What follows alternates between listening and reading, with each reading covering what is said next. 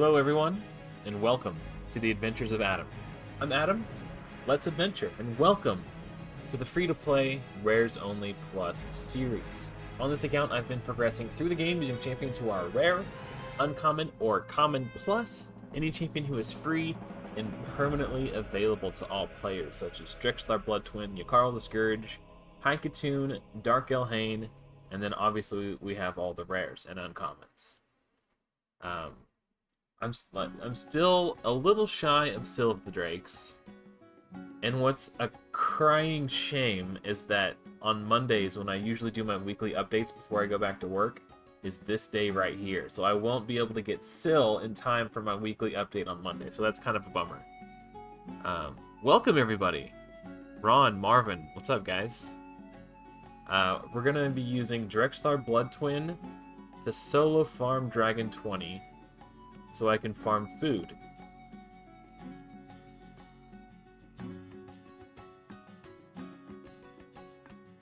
Drexthar Bloodtwin has been a massive carry on this account. He solos Dragon 20, he duos Spider 20 with Yakarl the Scourge, he solos Ice Golem 21, he soloed about half the Doom Tower bosses in Doom Tower Normal, and I foresee him being extremely high value in Doom Tower Hard as well.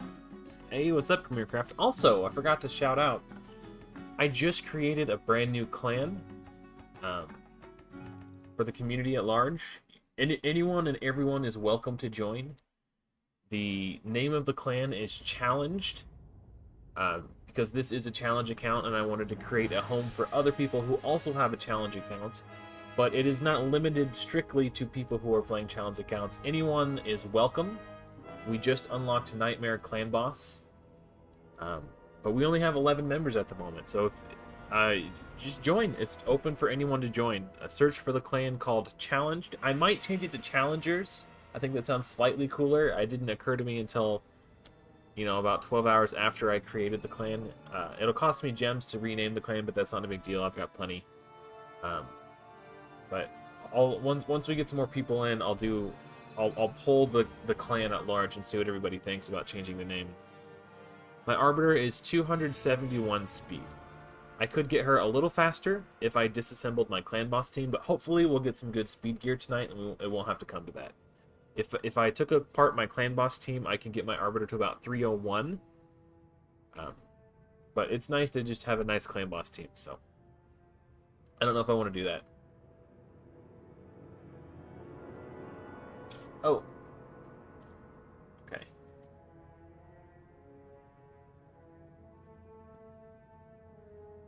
So if you are currently hitting Nightmare Clan Boss, or maybe you're hitting Ultra Nightmare and you want to help us beat Nightmare to help us unlock Ultra Nightmare, so Ultra Nightmare becomes available, that would be cool, but obviously no pressure. It's just going to be a very casual clan.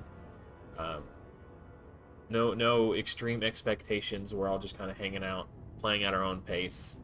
Because as I mentioned before, I wanted to create a place where people playing challenge accounts could come in and find a home for their account without feeling like they're holding back their other clanmates. So, just a very casual, chill atmosphere. Welcome, Vanner. I got your role added in Discord, so you can now see our clan chat.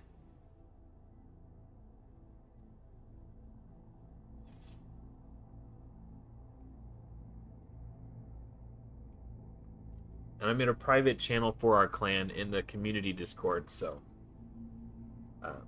everyone who joins the clan will have a special like challenger role, so they can access the private clan channel. But we've only got 11 members so far, which isn't bad. I just created the account this morning before I went to bed, so we've been a clan for less than 24 hours, and we already have Nightmare Clan Boss unlocked.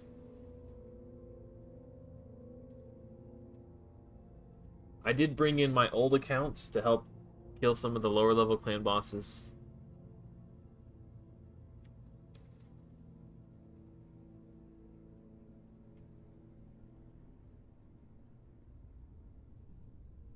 Yeah, that's worth rolling, I think. So I'm using... Also, I don't know how I got so lucky. I can't remember if I started with a 3-star or a 4-star, but I pulled a soul for Cold Heart, and then it's like her souls just keep popping up in the market, her split souls. So I purchased at least, I think I purchased 4, 5, and 6. I think I pulled a 3-star soul for her. Meanwhile, I'm over here like pulling teeth trying to get a 3-star for my marked. But yeah, we just we just got a 6-star Cold Heart this morning, so that was really nice. Here, I'll show you guys. First of all, I'll show you the clan. So we are challenged. We have 11 members, so room for about 19 more people. This is where we're at in Clan Boss. So I did bring in my old account to try to help kill it, but we need a few more brave souls to take a leap of faith. About 19 more people. I think if we can get a full clan, we can probably kill Nightmare every day. So I'm looking forward to that. Yeah, I mean, we're just using free permanently available champions. This is from login. This is from login. I finished the Arbiter missions. I grinded out Yukarl the Scourge while I was in my old clan because it had it unlocked. Drexthar Bloodtwin from the Tag Arena Bazaar, and everyone else is either from Ancient Shards or Mystery Shards. Oh, Yaga is from login rewards too. We're about just shy of 6 months on this account. And I can 4-key Nightmare. Or sorry, Ultra Nightmare. You hit my arena. Also, something I want to call out.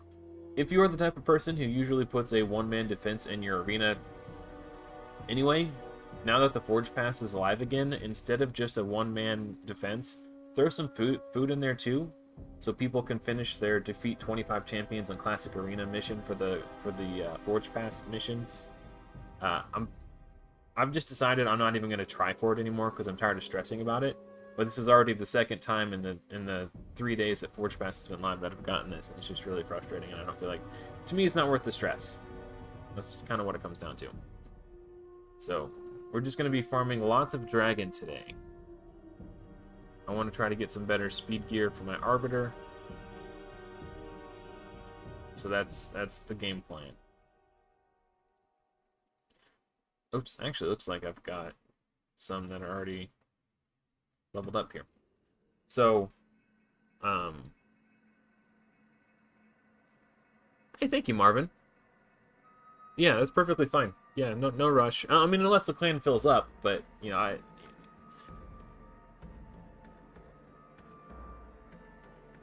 Yeah, I've got an okay Slayer set, but I'm using crit rate gloves on my Slayer set.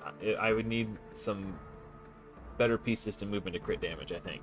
But right now my Dark Elhain is in crit rate Slayer set, and she's still like a really hard hitting champion, even without crit damage gloves.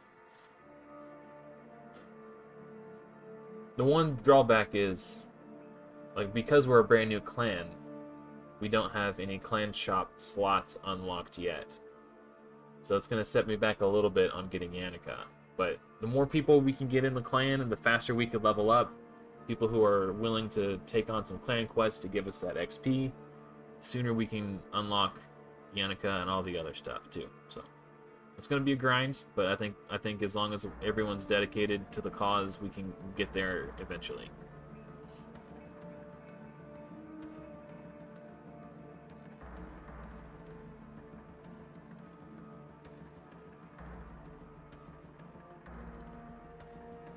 Kind of a bummer. I was really looking forward to Yannicka. I mean, I'll still be able to get her. It's just, this just slows me down a little bit. And I think you only have to be like clan level 3 or 3 to 5, something like that, to unlock Yannicka from the clan shop. So it shouldn't take too long.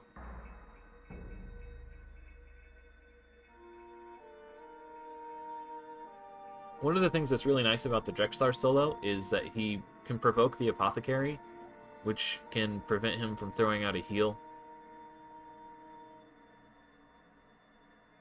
It's just a really nice... Because I've done this with other champions in the past, like Walking Tomb Drang, for example.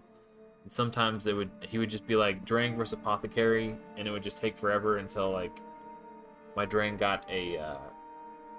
what's the Brimstone. Sometimes I'd have to wait for a Brimstone proc to finish off the Apothecary. Oh, congrats, man. Congrats on the new phone. Yeah, that's one of the biggest pains in the butt for doing an alt account is having to switch back and forth between both. I know a lot of people use BlueStacks, but I I just can't access BlueStacks while I'm at work. I would have to manually switch back and forth, so.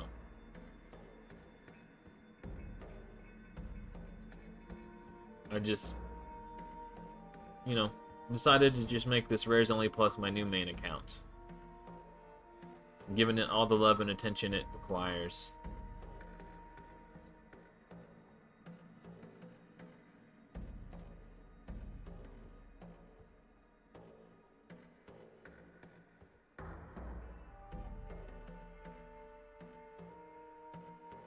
Oh man, I don't know if any of you guys play Magic the Gathering or not, but Modern Horizons 3 has brought a handful of cards to Magic the Gathering Arena that have like just been huge for me to.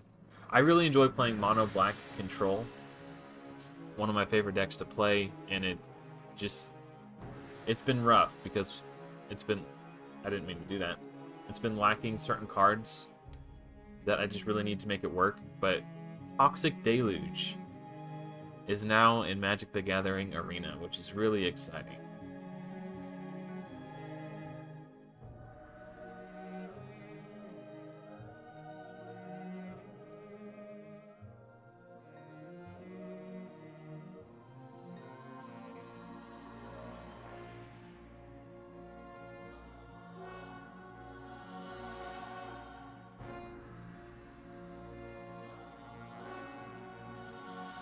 Celestian tokens forever, yeah. I've got a Boros token deck that uses Transmogrify to sacrifice one of the tokens and search out a big creature, namely Elish Norn. So all my tokens will get +2/+2, and all my enemy creatures get -2/-2. I play mostly Historic. But I did have a Selesnya token deck for a really long time. I forget the name of the card. It was like the 5-mana enchantment where if a token would enter the battlefield under your control, it becomes a 4/4 angel with flying instead. It's like Divine Visitation or something like that. It was pretty fun. I really like token decks. I've thought about doing some Magic the Gathering Arena live streams, but because I don't play Magic a lot, it's just kind of like something I do every now and then when I start feeling nostalgic for the game and missing it a little bit, I'll play. So I'm afraid that people will judge me on my lack of polish, I guess we can say. Yeah. I think there's probably a lot of overlap between Raid Shadow Legends and Magic the Gathering. Ooh. Nice. Yeah, so Toxic Deluge, and then there was another one before. Oh, man, I'm really bad with card names. Yeah, I have a. I've tried to build like a Grixis mid-range deck with like the Nicol Bolas, like the 4-mana 4/4 with flying that you can transform into a Planeswalker, just to use as a 4-drop, and then the 5-mana Nicol Bolas Planeswalker. But I always find that there's too many 4 and 5 mana cards I want to put in that deck. So I have a hard time like trimming it down, and then if I try to optimize it, then that usually means cutting out some of the cards that I like rather than the cards that are good. So I struggle with refinement sometimes because I want to play the cards that I like, not necessarily the cards that are the best cards. But yeah, it was like Tendrils of Corruption was the card I was using, which costs 4 mana, and they basically just made a 2-mana version of it, which does the exact same thing. So it's like, and it could hit Planeswalkers instead of just creatures. So having that, like, that card to replace, because I almost didn't even want to run Tendrils because it was a 4-mana card. But being able to get the exact same effect for 2 mana is actually pretty nice.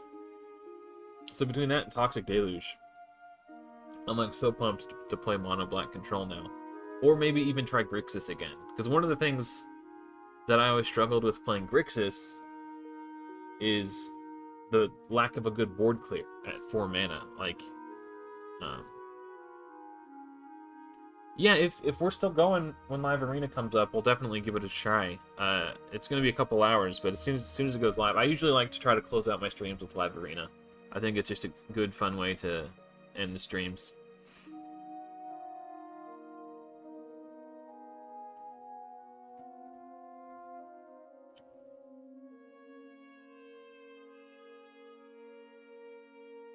I'll keep these for now.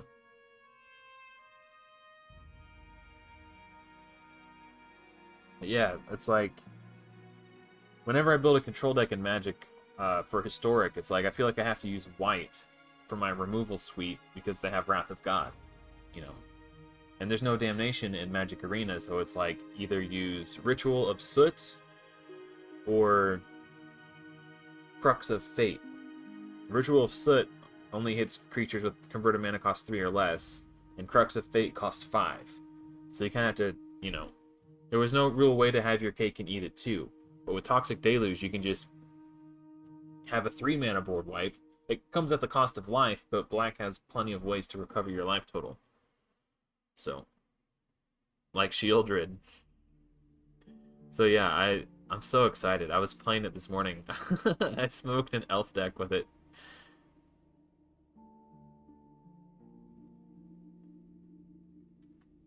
A Kamal control deck. Is that in Magic Arena, or are you talking about like Commander or something? Kamal Pitfighter was one of my favorite cards when I first got into the game. Just the fact that you can tap him to deal 3 damage, I thought was really cool.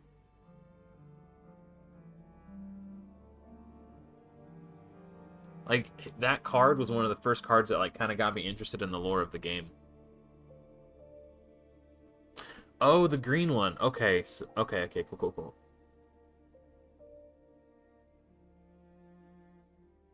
Yeah. I've my camera's lagging out. Give me a second.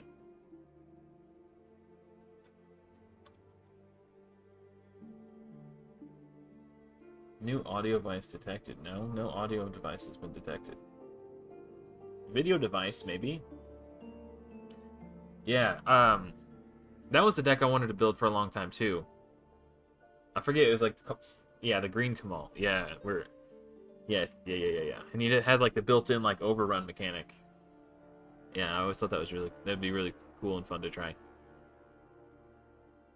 Yeah, I haven't played physical Magic in years. Like, it's been a really long time. I live too far out of the city. I live in a very rural area. So it's hard to find, you know, it's not really practical for me to, you know.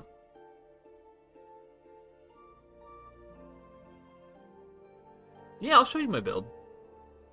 I'll show you after this. I wish what would be really cool is if I can just hit this button and show you. But this screen is just like a waste of space that doesn't do anything. So, you know. Yeah, I'll show you after this. It's in regen, and I was really lucky to pull a 3-star blessing. I saw a 1-star blessing for him come up in my shop before I even pulled him, and I was like, I'm gonna want that for sure. So I bought the 1-star, and then in this build he can solo Iron Twins up to stage 10, and he can actually do 11 against Magic Affinity. Nice. I haven't done my Iron Twins today, but... Okay, so... The total stats... The stats you're really looking for are speed. So I've got 224 speed. Anything over 200 should be, like, good, but the more the better. Because the more speed he has, the more turns he takes, and the more frequently he will heal from his regen. And then defense, I've got 3,600. I would say you want like a minimum of like 3,200, but more is obviously better. And once you get to 4,000, anything more than that is just kind of waste. So if you can get to like 3,500, from that point you want to start stacking HP. For HP, I've got just shy of 70,000, which I know it sounds like a lot, and it kind of is, but he's got really good base stats, so he scales really well with gear. And then resistance, you want at least 305 resistance. And then accuracy, he's a little low of where he needs to be, but because he has his aura, he gets plus 70 from the aura. So really, he's got like 280 accuracy, which is plenty for level 20 dungeons. And for blessing, I like brimstone. Once you get to the 3rd star blessing, not only does it double your chances of placing the smite, it gives you an extra 600 defense, which gives you a little bit more wiggle room to add more HP. So once I got the 3-star, I switched from defense gloves to HP gloves. But he can do it with a 1-star blessing, but it's a little trickier. You might have to do an AI setup, so he only does the A1 because each hit has a chance to place smite. So it kind of just increases his likelihood of placing it. But at 3-star, he does it enough that it doesn't matter. You don't need the AI setup. So we've got HP percentage gloves with resistance and speed. HP percentage chest with speed and resistance. I've got speed on the boots with HP percentage and resistance, a little bit of defense. And the shield has HP percentage, defense percentage, and resistance, so more HP. And the helm is resistance with defense percentage, speed, and accuracy. This is like a god tier solo champion piece, aside from the Ascension. But everything else about that piece is amazing. And then we have resistance with speed, flat HP, and HP percentage on the weapon. And then I've got HP on the ring with defense and HP and a little bit more defense. And then defense on the amulet with resistance and accuracy. Really good accuracy roll. And then accuracy banner with speed and HP and a little bit of defense. And then my great... Actually, I'll show you the masteries too. In order to get him to the right level of resistance for this, I had to take the resistance mastery. If you can get the gear... If you can get his resistance where you need to be from your gear and you don't have to rely on the resistance mastery, you can very well take Giant Slayer for his tier 6 mastery. That's perfectly fine. This is the route that I had to go to get the right resistance. The most important thing are getting the stats first. But he does plenty of damage with the HP burns and the brimstone that you don't really necessarily need to rely on Giant Slayer. Giant Slayer just speed things up a little bit. But Giant Slayer is kind of a double-edged sword in Icicle, so that's something you gotta watch out for. But then obviously we want to take Spirit Haste to give him more speed as the food champions die.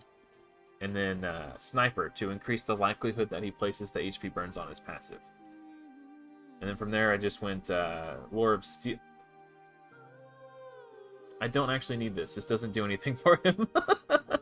I think I had another set on him.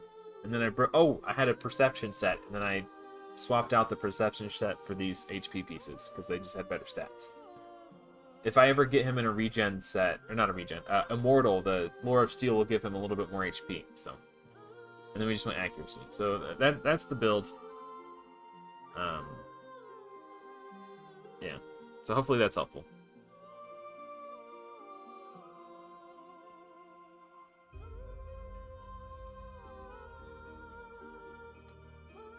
Yeah, man. Drex has contributed more to this account's progression than any other champion. Like, first my big pull was High Katoon. Like, getting High Katoon, like, skyrocketed me progression-wise, just because having a speed champion on your teams is so important. So first it was High Katoon. She was massive. And then it was, like, Drexthar, tenfold of what High Katoon did for my account. And then all the other ones that I'm getting now are still good, and they're still helping me progress. But because Drexthar was so impactful, it's going to be really hard to, like, have another game change, like a real game changer, because he changed the game to such a significant degree for me. Like, literally the definition of a game changer. What's up, Dark Boon?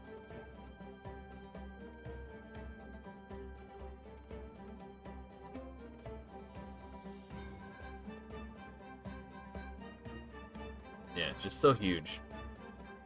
I think Ash even did a video recently talking about how massively powerful Drexthar is and was showcasing Drex on his endgame account still being really good. So it's like, obviously for an account this early, he's massive as well.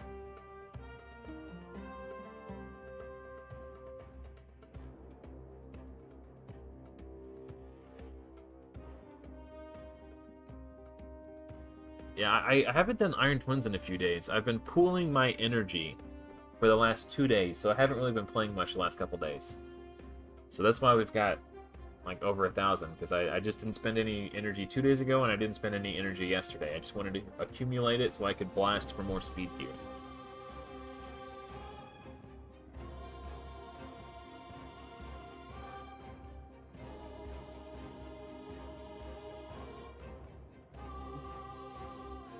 Yeah, I really want to get my Arbiter zoom in, and it would be nice to not have to sacrifice my clan boss team in order to do so.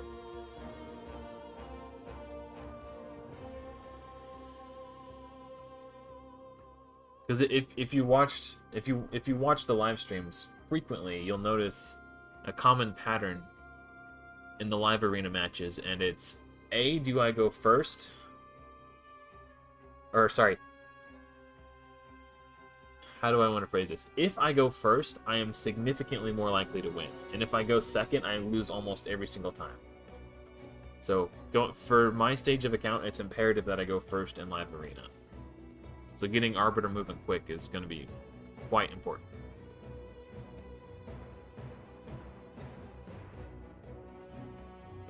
I got you. Yeah, yeah. One thing that triggered me so bad about Ash's video is he had like over 5,000 defense on his Drexthar, and I was like, you're wasting so many stats. Just put more HP. Am I going for the epic book? Not necessarily. I'm just going for speed gear. Whatever I get on the way is just bonus.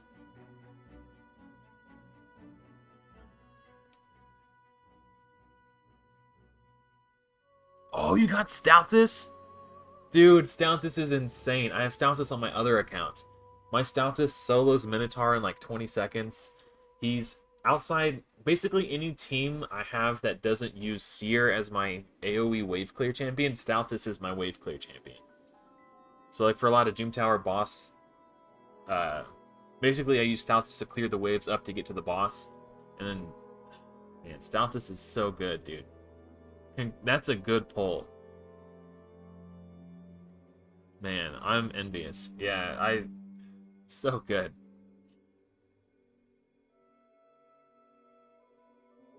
I tried to get Stoutus to solo Dragon 20, and he could like smash through the waves, but he couldn't kill the boss. So then I tried putting him in a toxic set, and it helped, but it still wasn't quite good enough. I would need much better gear. And I'd probably need to take War Master too, which I didn't want to do. He's like my arena, my go-to arena guy on that account. So I didn't want to mess up his Helm Smasher build.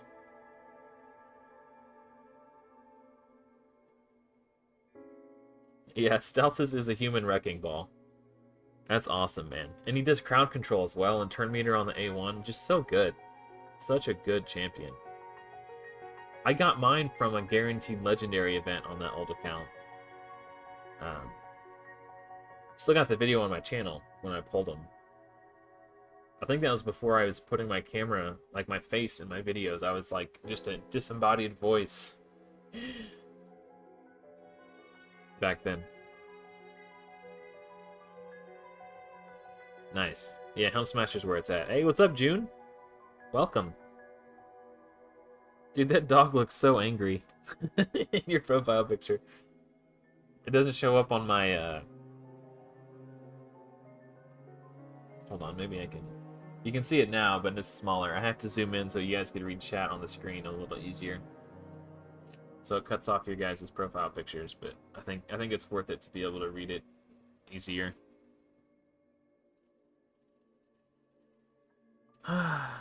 Now we got some new people coming in. I'm going to plug the new clan again, if anyone's interested. I just started a new clan for this account. We are called Challenged. I might change it to Challengers. I think that sounds cooler. Hindsight is always 2020. Hey, what's up, ML? So the idea is anyone who is also playing a challenge account is also like, you're welcome to join us. I know Mike's got the Void Only Challenge account. If you're looking for a home, come join Challenged. If not, that's totally cool too, but we've got 11 members right now. Nightmare Clan Boss is unlocked. So if you are a Nightmare Clan Boss hitter, you would be most welcome to help us kill Nightmare every day. You sound like Donald Trump. It's a great clan. The greatest clan. The best clan. I just read that in Donald Trump's voice for some reason. Oh, okay. I'm not. My meme game is pretty inferior. I'm too old to keep up with the memes these days with the kiddos and the TikToks and the whatnots.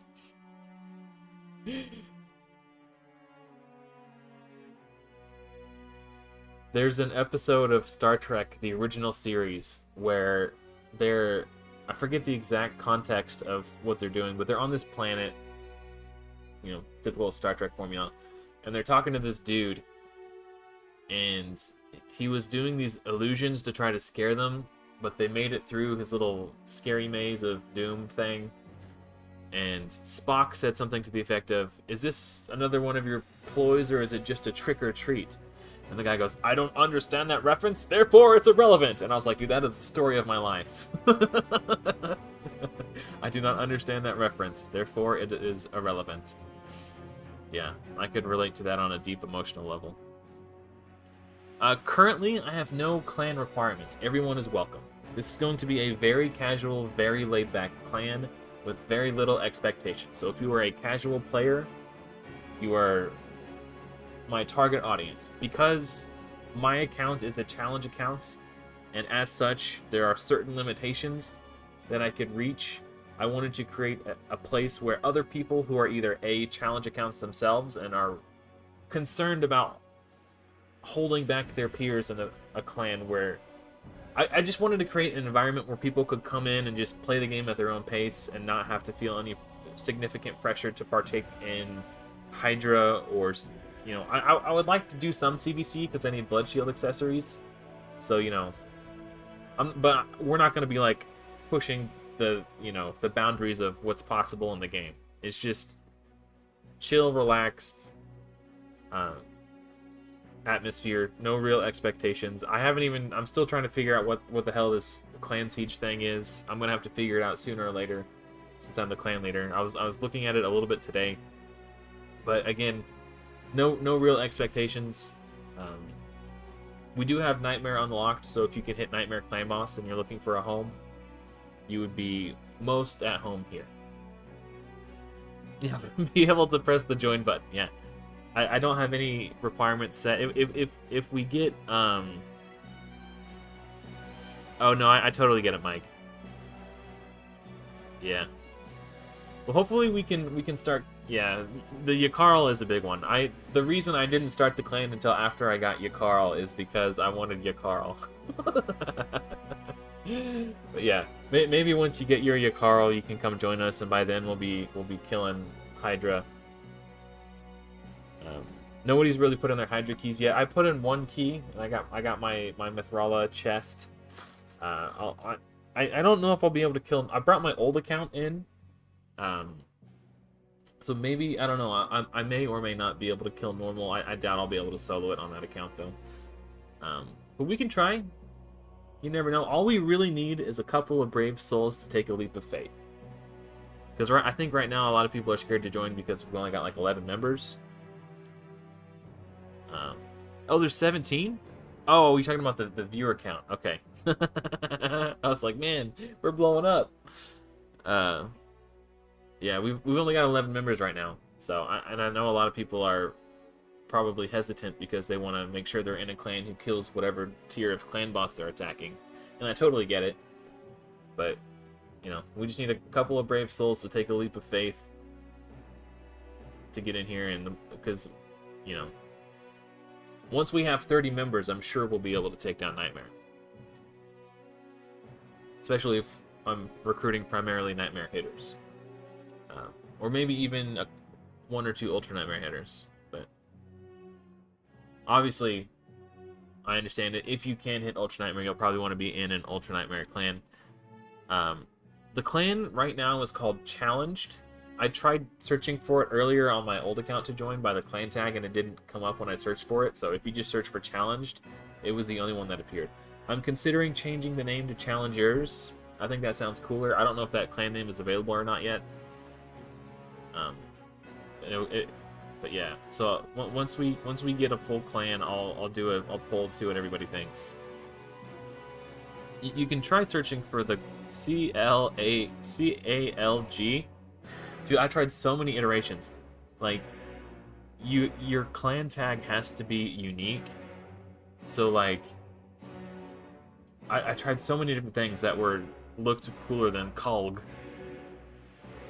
But yeah, this was the only iteration that was remotely similar to what Challenged says, that I was not already taken by some other clan.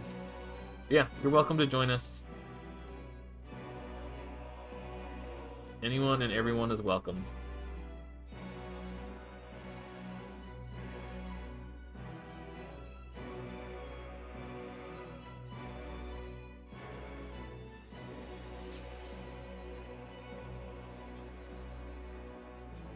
Thanks for the likes, guys. I don't wanna stand up because the way my camera is framed, all you'll see is my fat belly when I stand up. Like if my head goes up, I get cut off.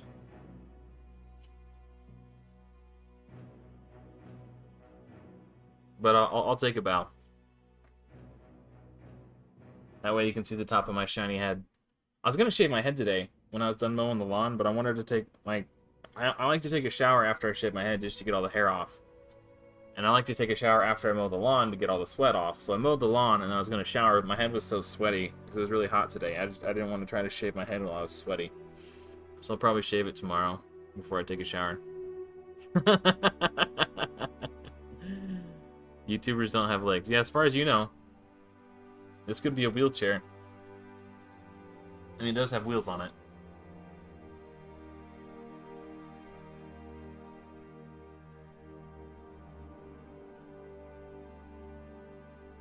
No, I totally get it. I knew that this was going to be a.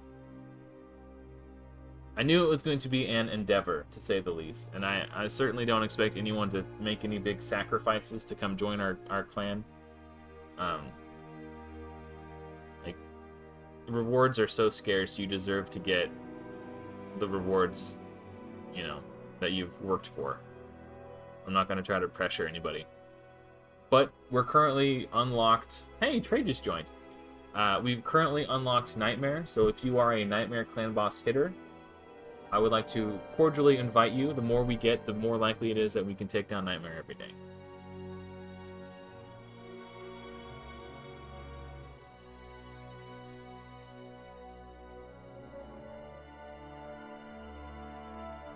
Need to add Trey to the...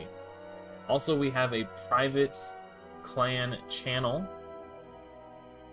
for the challengers of the challenged clan, where you can talk about clan strategies and such. Alf, I would 100% recommend getting Yakarl the Scourge. Trey, I'm looking for you on the Discord right now so I can give you the clan tag. There you are. You are now officially a challenger. Welcome.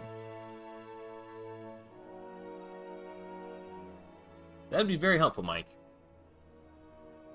If you don't mind, that would be a very big help. I would appreciate that. So I brought my old account in too, which I don't really play that account anymore. So I figured I might as well just... I used it to kill Brutal to unlock Nightmare so I could hit Nightmare on this account. That I can't solo Nightmare on that account. I could put my old traditional clan boss team together, because that one could actually do more damage to Nightmare, I think. Maybe not. No, it doesn't. I lied. It does more damage to Hard and Brutal, but not to Nightmare and Ultra Nightmare. So it just goes for more turns.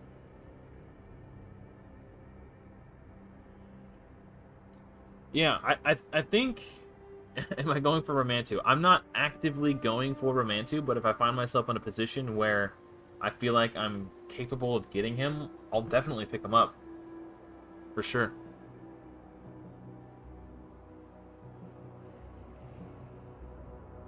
That'd be very helpful. At the very least, until we get enough people in that we don't need to rely on these like stacked accounts to help us anymore. That would be awesome. I think once we get 30 members, all of whom are at the Nightmare Clan Boss level, to help kill Nightmare every day, we should be fine, and we won't necessarily need to rely on these big accounts. That's what I'm hoping anyway. At the very least, I certainly don't mind keeping my old account in to help us finish it off. But I'm not going to hit it until it's already below 50%, because I don't want to screw over anybody. You know what I mean? Like, I don't want to force it into affinity prematurely, because I know how frustrating that can be. But I find that in the clan I'm currently in, I can't 4-key Ultra Nightmare against Force, and I'm like 4 million damage shy of 4-keying against Magic. So because I can only do it a third of the time, I feel like it's not really worth stressing over trying to get my keys in on Ultra Nightmare. I'd rather just focus on Nightmare until I could do it more comfortably. Dang. If you're still in your clan and you can tell me the name of your clan, I can search for your clan and then send you an invite that way. Oh, you found it? Okay, good. Hey, Darkboon just joined. How about that?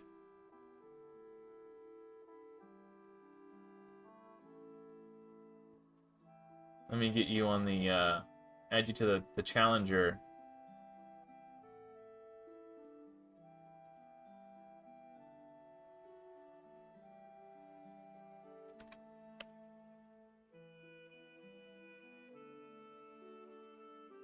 What?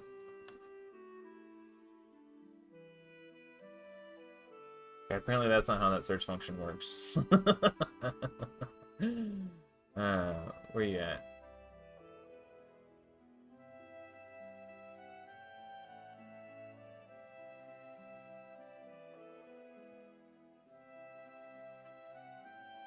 It's in alphabetical order. Should be here soon. There you are. Okay. You are officially a challenger. Welcome to the clan.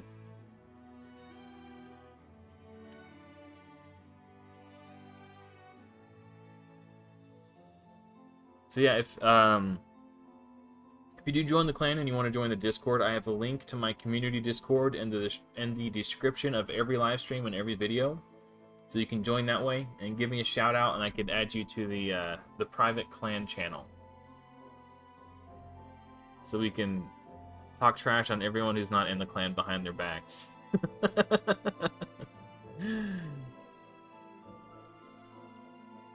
Ah, congrats, June. Finally gonna get that Drexthar, baby. I have not seen this fail since I got Drex to 3-star Ascension. By the way. He failed it a couple times at 1-star, but not enough to like deter me from solo farming it. Because like even with like a 90% win rate, you're still getting enough value from the passive XP on your food champions. That, you know... Oh, that's so annoying. Okay, that's fine. Wait.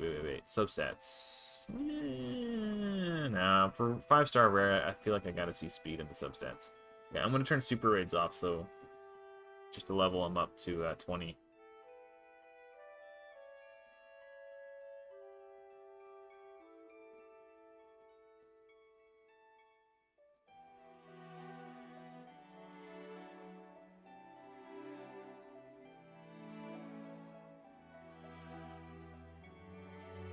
Maybe I should update the clan message to, or description, so let people know we're recruiting for Nightmare Clan Boss, specifically.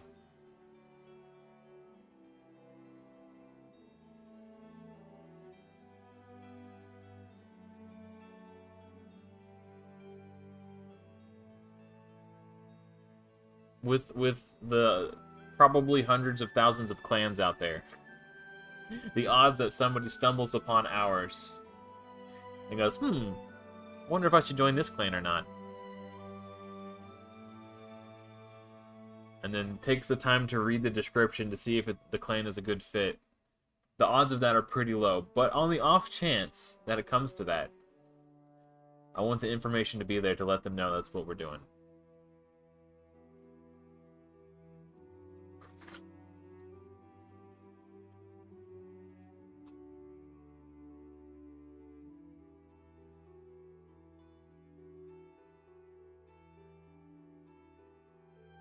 Yeah, as soon as I started this new clan, the first thing I thought of was like, oh man, I'm not gonna be able to get Yannicka fragments now, which is a shame because like I've already got her gear picked out.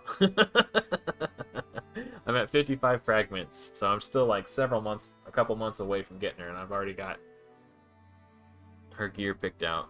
But now I'm gonna have to wait a little bit longer. But again, we just need people who are willing to help out, chip in, and finish clan quests, so we can get leveled up quicker.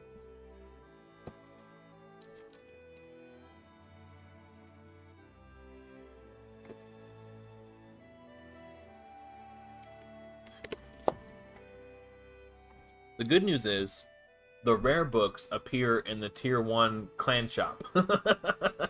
So I'll still be able to pick up the rare books when they're available.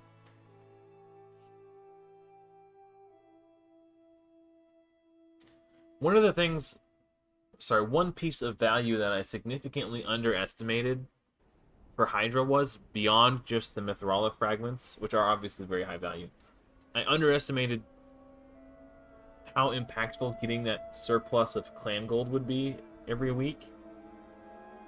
Like, that was really big.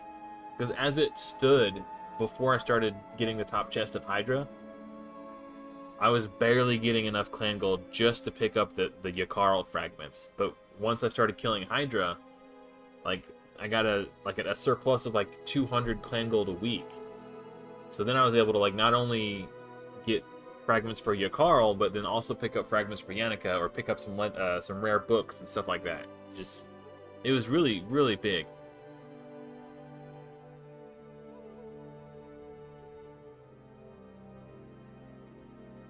It has increased, like, when people want to know what they should focus on next, like, it has increased my value of where Hydra falls on that list. I don't have, like, an official list yet, but, if I did, it would be on there. Actually, I don't know why I like doing this, but I like to sacrifice my uncommons to the commons. Actually, let's just do this. It'll probably be easier.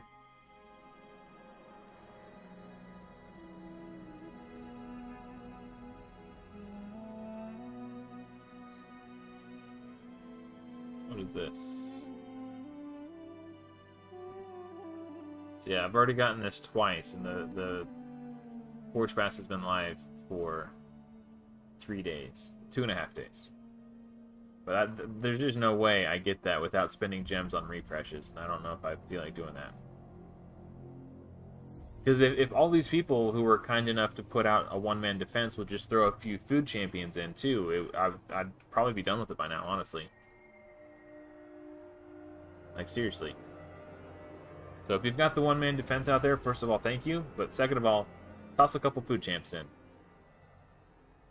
That's all it takes. It makes a massive difference for the rate at which people can complete this Forge Pass challenge. Because I missed it on my first day. And I'm probably going to miss it today, too.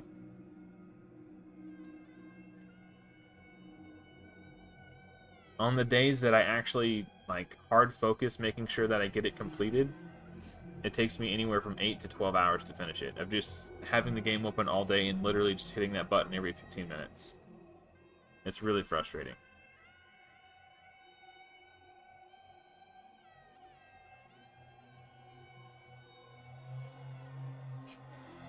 I wasn't hating, was I?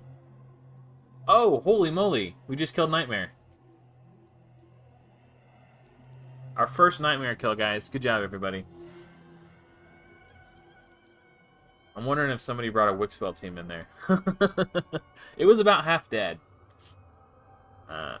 So. Oh, hold on, I gotta let my cat into the other room. I'll be right back.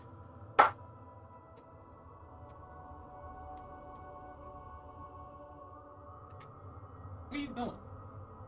Can you go outside?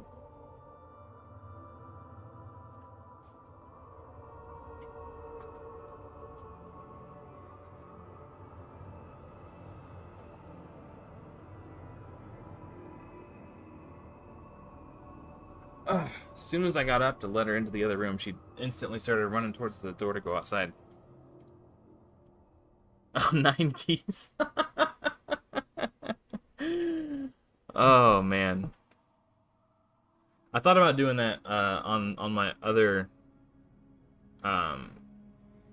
account, but I only had 300 gems, so I thought I would save them and like wait to just like if we're close but not quite there, then I could buy another key and get us there.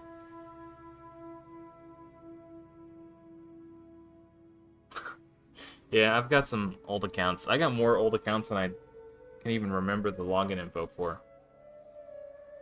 I think it was probably like I don't know. It's been a few weeks now, but it was the weekend of Father's Day. That's when it was. Because it was Father's Day, I treated myself to a Stella Artois on stream, and I have an extremely tolerance isn't the right word. I'm a lightweight because I never drink. I might have like 2 to 3 beers a year, and that's like on the high end. So I was enjoying a frothy beverage on stream. Where was I going with this? Oh, and I logged into one of my old accounts just because I don't know. Hey, what's up, Just Rage Quit? Welcome. Yeah, I logged into one of my old accounts that had been long abandoned. That's my old pay-to-win account. I will never give Plarium another dime.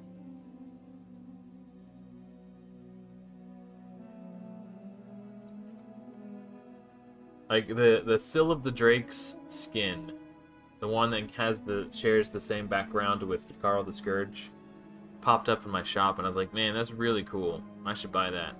Because I was trying to justify it, because like, yes, I would be spending money, but I'm not paying for power, so I'm technically like free to play from that perspective. But then I was like, you know what?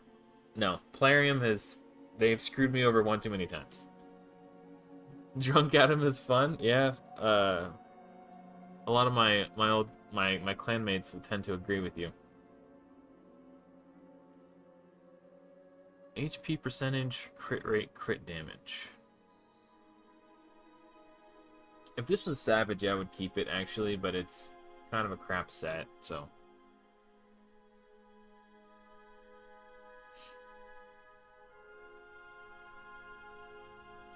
Because, like, I honestly believe the only HP based nuker I'm ever going to have on this account is Eric's. So by the time I get her, we'll have much better than a 5-star sleep set chest piece to put on her, I'm sure. I think I actually have a halfway decent Savage piece set aside for her as well, actually.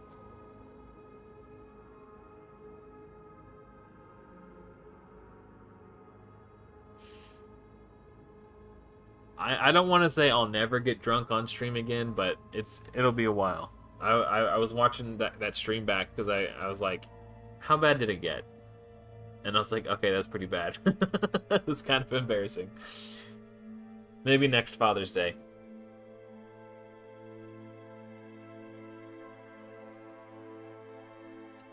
Oh yeah, I saw that you posted in the Discord.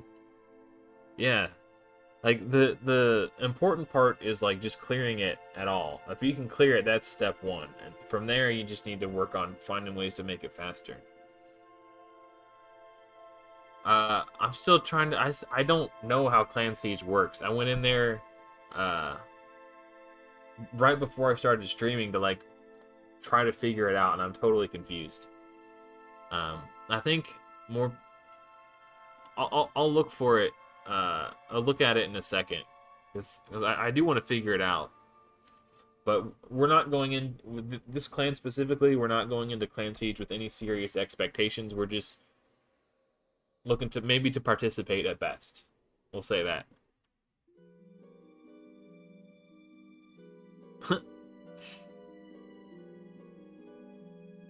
Yeah, I am a cheap date in that regard. Yeah.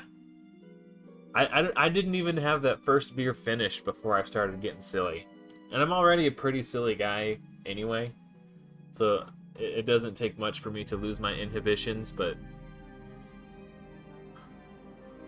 Gosh. I was drinking it kind of fast, too, to be fair. Now my cat wants to go back outside. When I let my Peaches out, Chester came in, and now Chester wants to go back outside. I'm gonna let him out, and then I'm gonna use the restroom. I'll be right back in about 2 minutes.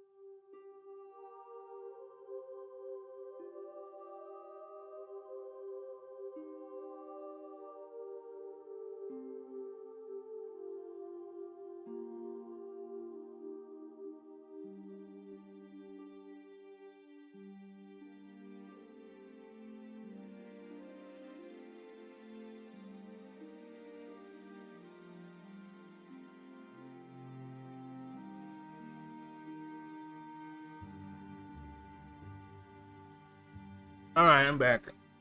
Ooh! Ooh!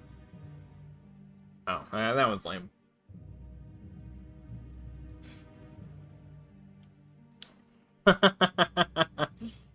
The Adventures of RSL Helper. Dude, a bourbon would annihilate me.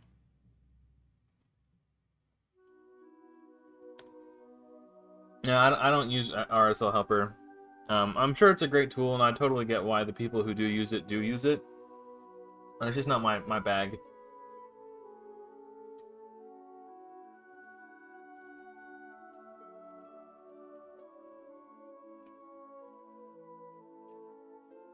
Man.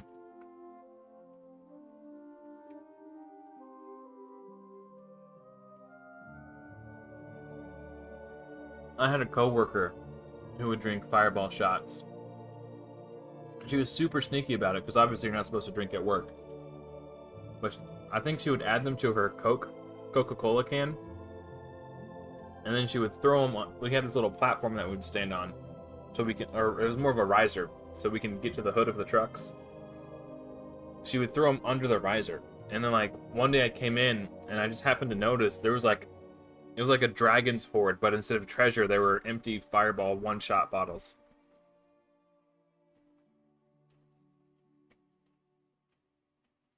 I was like, damn.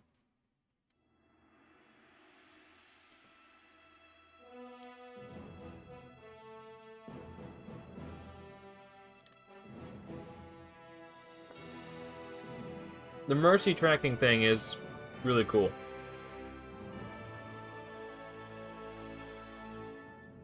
I used to track my mercies too. On this account, I don't really care, because I can't use the legendaries anyway. But, I would track it manually. I kept a little, a notepad on my phone, like in the Notes app. I made a little spreadsheet. I did that with my clan boss drops too. I would track my clan boss drops. It's really easy to get tilted if you feel like you're getting below average RNG. If you feel that happening, I would recommend that you track whatever. Excuse me. Track whatever it is that you're going for, whether it's your clan boss drops, your speed gear drops from a ×2 event, whatever it is. Track it over a long period of time, and then look at the results, and you'll tend to notice that if you track it for a long enough period, it averages out over time. And it's just helpful for that mental aspect of, like, oh, I got ripped off, like, oh, they're cheating me, like, whatever it is. It just, if you actually look at the data and remove, like, any emotional feelings from it and look at it objectively, it can be helpful to prevent those feelings of frustration. But yeah, I used to track my clan boss drops too.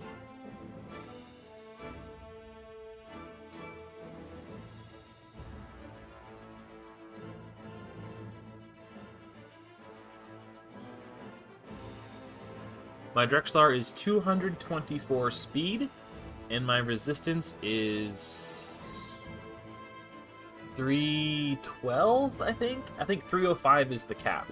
So once you're at 305 and up, you're good. I think I've got like 6 over where I need to be.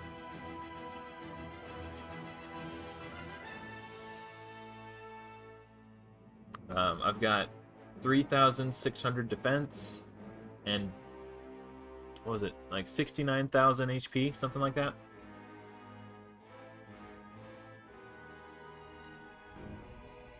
Yeah, I've never... well, I don't drink to begin with, but I certainly wouldn't drink at work. It's not worth losing my job over.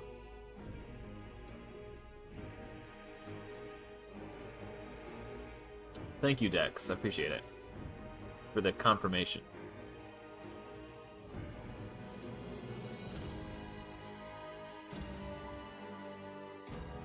Yeah, it's definitely big with if you're lacking multi-battles.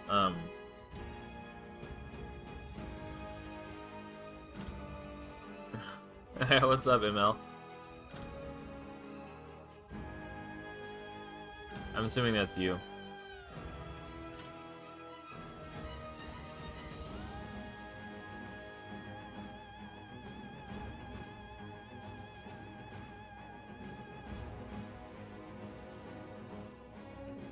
Oh, cool, cool, cool, cool. Well, I appreciate the help. Thank you.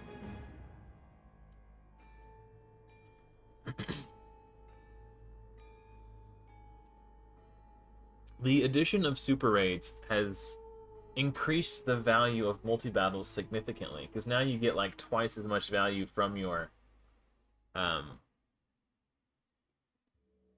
multi-battles, because you get twice, you know, because of super raids. Dude, is it any clan boss team that's not a full auto, just click the button and go team that requires some sort of manual setup? If you haven't done it in a while, it's like, oh god. Yeah, that's funny.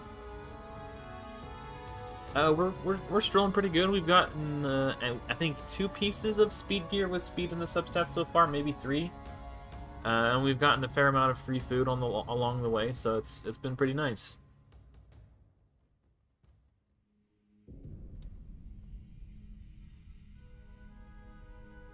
Drexthar is fully booked. I would say you don't necessarily need to book Drexthar for this type of stuff. All it does is reduce the cooldown of his A3, so technically an argument could be made it makes him slightly worse for the Dragon 20 solo, specifically. Especially if you only have 1-star Brimstone. Because with Brimstone, each hit has a chance to apply the Brimstone, and his A1 is a 3-hitter. So he's more likely to apply the Brimstone with his A1 than he is his A3. If you're using him... There's a ton of ways you could use Drexthar. He's a very versatile champion. So if you're using him as like an arena champion, and you're trying to use his A2 as like a defense-based AoE damage attack, you'd probably want to book him, because you get the cooldown and the extra damage.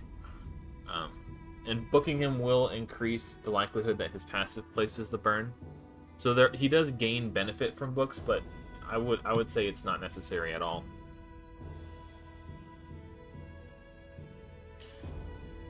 I personally don't really chase the Prism events. I might start looking into them a little bit more. If there is a champion for the Lady Mikage fusion in the Prism Shard pool, I might go for the Prism Shards, because Lady Mikage does fall within the parameters of this challenge, being free and permanently available, and I dare say she would be a slight upgrade over Hellborn Sprite on my clan boss team as my buff extender, so I certainly would not turn up my nose to a Lady Mikage. But generally speaking, I'm not bothering with the Prism Shards, just because there's no real point to it. There was one where Kira the Watcher was in the pool, and I don't remember. I remember wanting to, but for whatever reason, the events where the prism shards were available, it felt like too much work. So if I can pull a Kira the Watcher, that means I wouldn't have to fuse her, and that would be so much easier. Oh, is there? I'll have to look at the pool and see which one it is, because I've got all but 3 of them. Oh, frig. Okay, I'll take a look. Thanks for the heads up.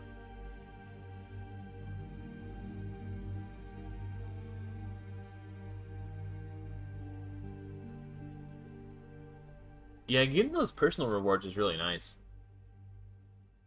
Like, I usually use if my clan wins a personal reward CVC, I usually put the energy towards grinding someone's masteries. It just seems like the best use case for it right now, honestly. Even though I don't have my Seal of the Drakes yet, I've already got her gear set aside. She's already geared because of the fitting room, the feature that lets you global presets, the presets. I saved the gear I will put on her as a global preset. So my Seal of the Drakes, who I get in like 5 days, is already geared.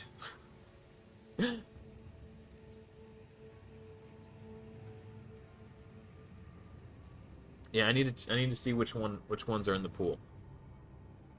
Because if it's, um, you know, if it's one that I need still, I'll definitely give it a shot. I don't know. I generally try not to put too much effort into things that are going to give random results, because then I feel like I was cheated because I put all this effort into trying for it, and then if I don't get it, then it feels worse than just to not even try at all. It's just like a psychological thing with me. I don't know. If I put in the effort to acquire the thing, I feel entitled to the thing. Same reason why when I would spend money on the game, because I spent money on the game, I'd feel entitled to the thing. And when the shard pulls didn't go my way, I would get really frustrated. Which, it's a silly way to think of it. It's actually a really bad way to think of it, but I can't help feeling the way that I felt. Which is why I just don't spend money on the game anymore. Oh, this guy. Oh, yeah. I think I need him. Fusion. Yeah, he is one of the ones that I need. Okay, so what is it from Dungeon Divers? I got 3 hours left? There's no way. There's no way. No, I'm not.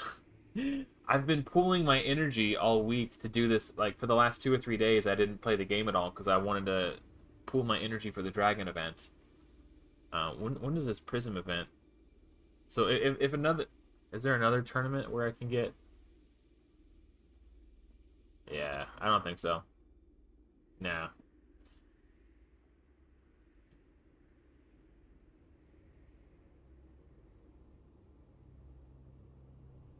That's actually a good point, Dex. Yeah, but man, could you imagine if I grinded out that many Dungeon Divers points in 4 hours and then still whiffed on it? Like how bad that would feel? I'll have to keep an eye on it for oh, the last tournament. Okay. I'll have to keep an eye on it on the next ones coming up.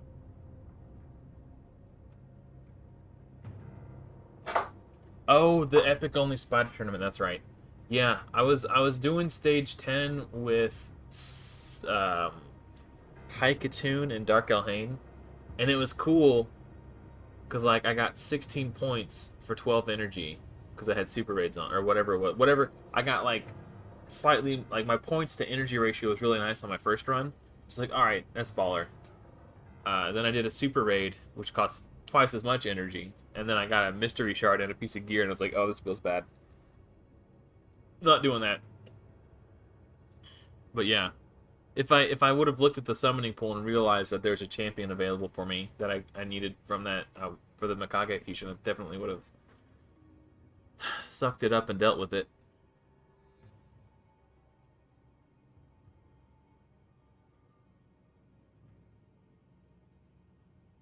But yeah, what's done is done. We'll just keep farming the speed gear.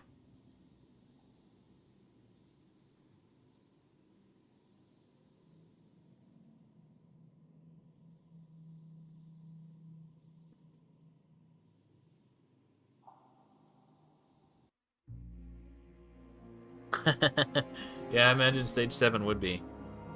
I think, I don't know. I'd have to look at the.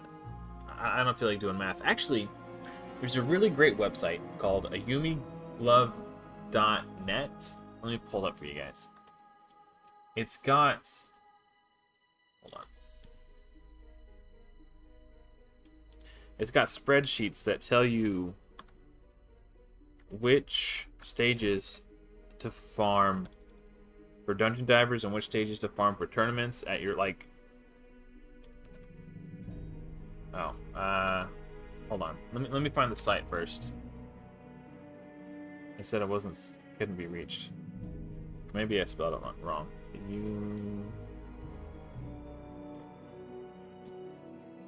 Here it is. Okay. Let me find the right one. So, if you're trying to figure out, that's clan boss, dungeon, loot table, and drop rates. And there's one for spiders because it's slightly different. Okay. So if you're doing spiders den, for example, zoom in on this. I'm in the way, aren't I? Oops, wrong one. You can look, so let's see, hold on. Okay, so there's Dungeon Diver points per run and points per energy breakdown right here. And then there's tournament points and tournament points per energy breakdown here. So you can look at the points per energy is what you want to look at for what's the most efficient. So whatever stage this is. So stage 10 is extremely efficient for tournaments. And it's the most efficient for tournaments until you get to stage 20. And then it's 20. It's actually more efficient than 21. So more efficient than 23. And slightly less efficient than 24. And it's more efficient than 25. So it's like stage 10 and stage 20 for Spider. For tournament points. But if you're doing Dungeon Divers...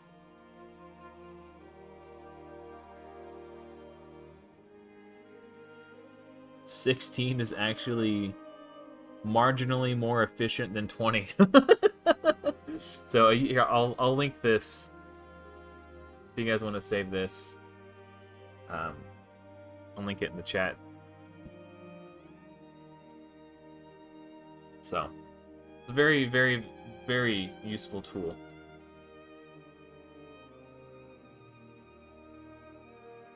I've got a link to that site in my Discord pinned in the Raid Help Center tab as well. So, oh, there's something I was going to look at. Oh, no, we already did it. It was the drop rates, right? Was there something else? Or not the drop rates, the champion pool. Okay, I thought I forgot to do something for a second.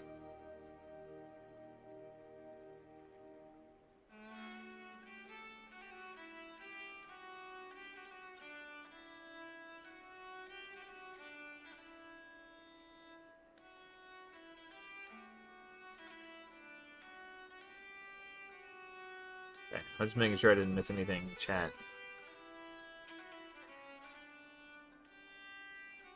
I'm actually doing really good on the Nakage. I'm only missing 3 of the epics. But, you know, those last 3 could take me 2 years to pull. That would be one benefit of continuing to farm Ultra Nightmare, is an increased rate on Ancients and Sacreds. What is this music? I don't recognize this. Oh, okay. Okay, this song is bothering me. I'm gonna get rid of it from my playlist.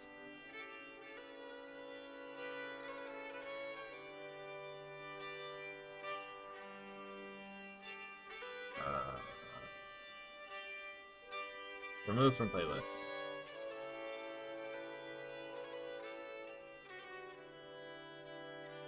Next.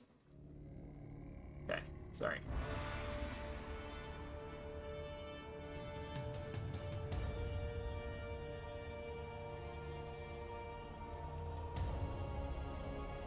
So, I've got 3 monitors for my PC setup.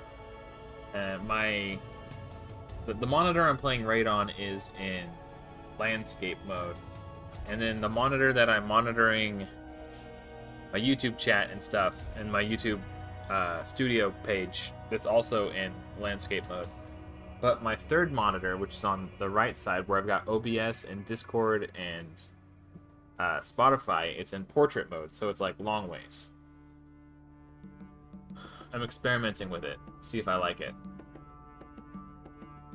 But it was cool when I was watching YouTube Shorts because it took up the entire, like it was like having like a 24-inch widescreen phone, like, you know, because of, you know, it's the monitors just, the display is like oriented like this rather than like this. So when I was watching YouTube Shorts, it was showing the whole. It was basically watching shorts on full screen rather than it, you know, if you ever watch shorts on your PC, you know what I'm talking about. It only occupies like, you know, if this is your screen, the shorts occupy like that much of it. But having my, you know, my monitor set up in portrait mode, it was like full screen shorts, so it's kind of cool. And I also like being able to have like 2 windows open and not made to feel like I'm shrinking them down or sacrificing monitor real estate. Like having my streaming software and then like Discord on top of it, it fits on the screen better than if they're side by side.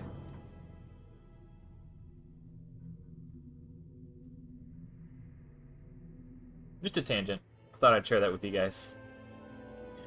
But it took me forever to find a cool wallpaper that looked good in both portrait and landscape mode. So that was the hardest part.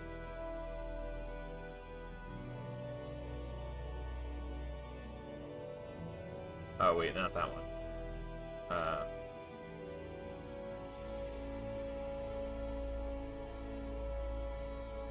Okay. So that's the monitor I have on my left. But that's my wallpaper. Liliana of the Veil.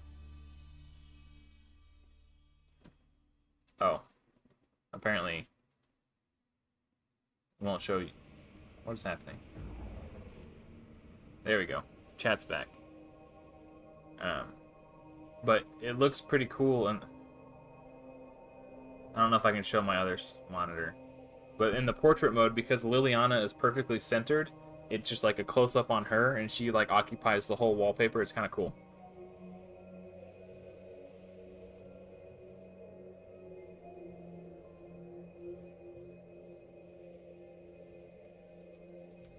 Yeah, it's the weirdest part is when you're moving your mouse from one monitor to the next. So like, because they're not, it's weird because I'll put my mouse in the middle of the screen and move it over to the other monitor, and it's like at the, you know, it shoots up, and if it's at like the top of the screen when I mouse it over, it's at the top of the screen on my other monitor. But if it's anywhere near the middle, it's kind of a crapshoot on where it pops up. So I get a little disoriented on where my mouse, you know, it's hard to track your mouse from one to the other when you have one in landscape and one in portrait. But other than that's the only weird part about it. Like once I like get accustomed to it being that way, I think I'll be okay. No, I've used Relic Keeper. I had to do it for the Arbiter missions. I don't know if I might have used him as a chicken, if I'm being honest. I don't remember what I did with him. He might be a decent. He could actually hit pretty hard. I might use him as a damage dealer in Faction Wars. I might have to use another one though, because I think I used him as a chicken. I'll have to check.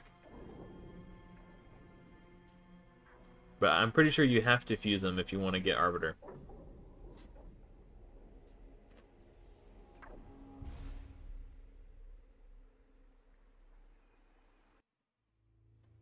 I thought about doing both side monitors in portrait, but that was just too much.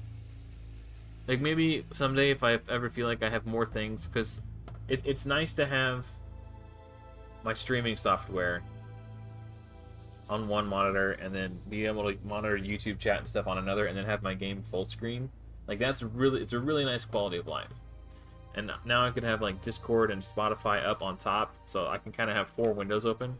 If I ever get to a point where I feel like I need 5 windows open at once, maybe I'll reorient my other monitor into portrait mode. But I like it in landscape right now, because when I'm not streaming, I'll have whatever game I'm playing and then YouTube on the other landscape monitor. And then don't really use my... Maybe I'll have Discord or something open on this one, but...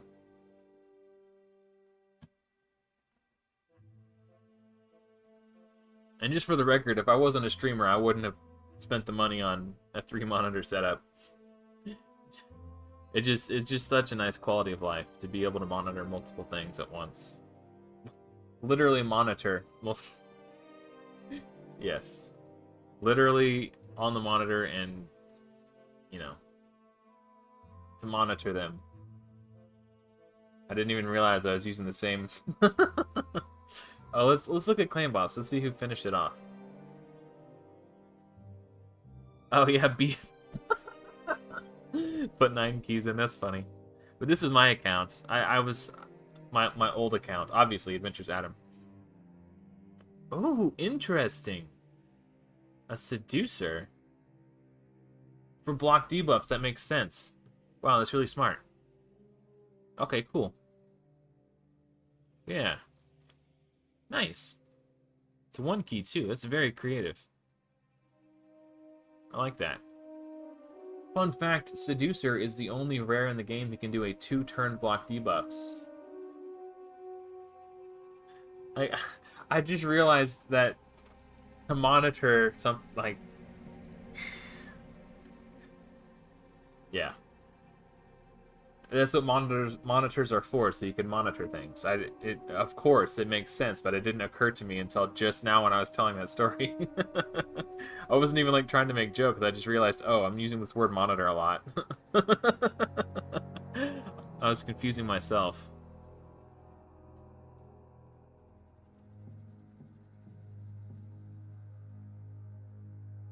Oh, was that you, Mike? I didn't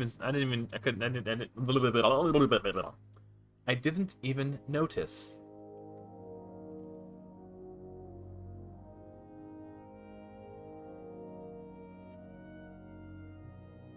I hate stuttering.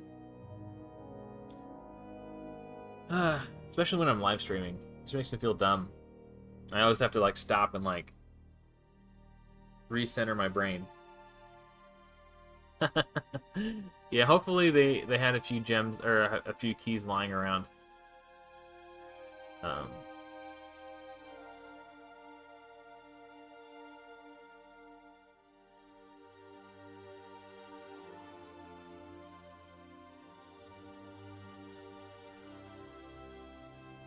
So hopefully we can get some more folks in here to help us hit Nightmare, so we don't have to rely on anybody putting 9 keys in anymore.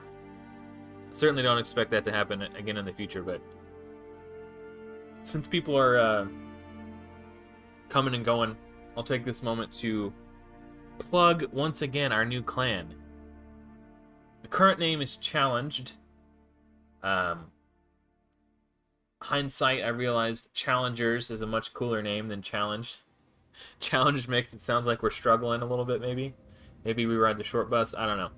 So, if people prefer the name Challengers, I'll see if the name is available for a clan and change it. If not, we'll just be Challenged, I guess. Anyway, I would like to recruit more Nightmare hitters, but anyone is welcome. Specifically challenge accounts such as this one. So if you are in a challenge, if you're participating on a challenge account and you're looking for a clan to call home, where you will be in good company among other challenge accounts, you are most welcome here. But we will graciously accept anyone who is willing to put up with our nonsense, especially if you're currently on Nightmare Clan Boss. Oh, okay, cool. Well, it's much appreciated, Dex. But yeah, last I checked, we had 11 members, so there's still plenty of space. Don't be shy. We'd love to have you. Wow, 34 keys? That's crazy. Recruiting from my cult, yeah. I'm getting YouTube notifications. But I'm streaming. Oh, okay. People are giving a thumbs up to a comment I made on another post. Daddy calls.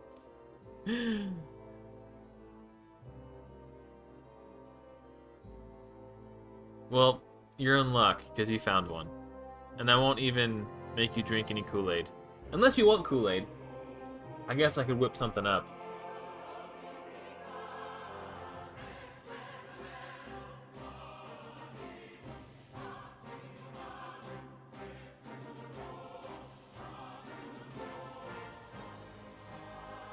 Just realized I need to refresh my arena.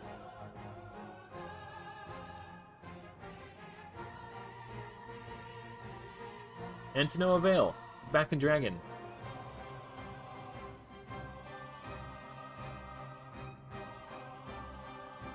Actually, after this run, I'm going to go ahead and change it from challenged to challengers if the name is available. I think that just sounds cooler. I already made the role in my Discord for those who have joined. That particular role is Challenger, because I thought that sounded cooler than making the role for everybody challenged. So yeah, after this round, I'll see if I can change the name. Hopefully it's not taken. If it is, then I guess we'll just be challenged.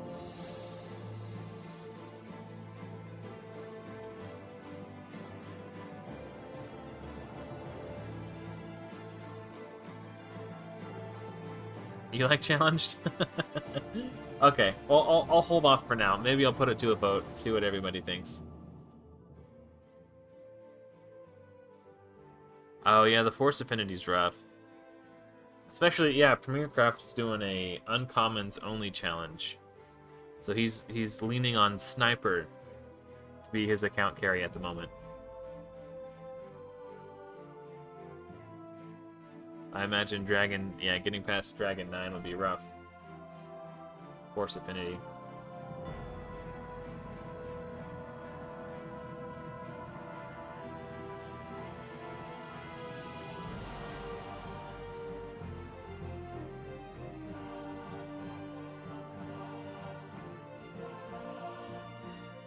I wish Raid had better music, man.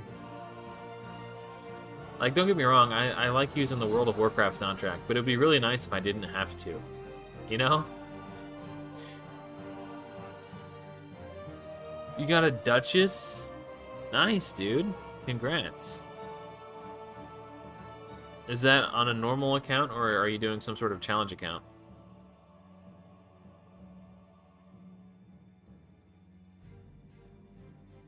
Oh, the campaign. I was like, Godfrey, what? Okay, yeah, I got you. Yeah.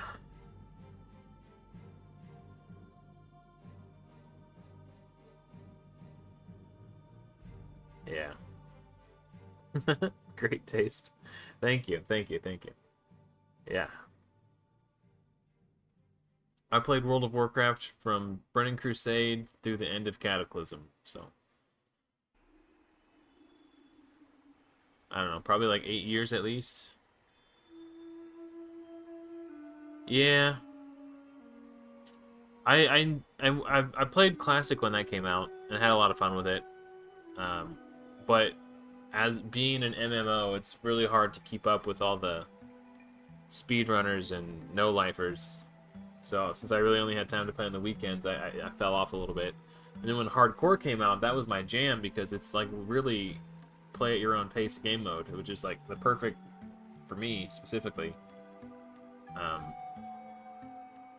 I was really enjoying it, and I enjoyed how punishing it was, and how much. I'm trying to think of how to phrase this. When your mistakes are that punishing, you learn from them so much quicker. I'll put it that way. Like, playing hardcore will make you a better... It's like, you have to learn from your mistakes, or you'll just make them over and over again.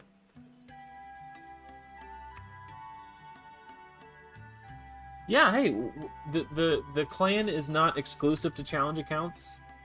I just wanted to make a place where those accounts would be welcome. We'll take anybody who's currently on Nightmare Clan Boss. If you are a Nightmare Clan Boss hitter and you plan on hitting Nightmare Clan Boss every day, I would love to have you. Because I think that's kind of the level of account that I would like to put an emphasis on recruiting. That way we're all kind of on the same level.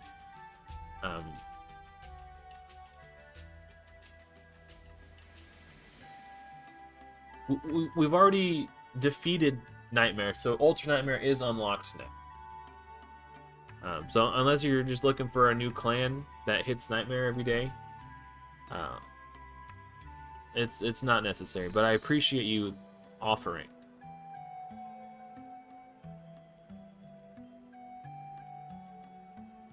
Someone put in like 9 keys and killed Nightmare for us. So Ultra Nightmare is unlocked.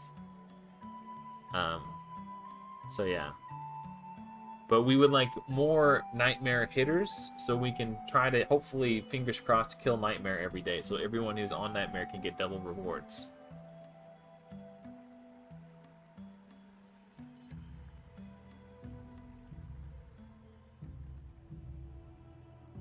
Oh, that guy. Okay, cool.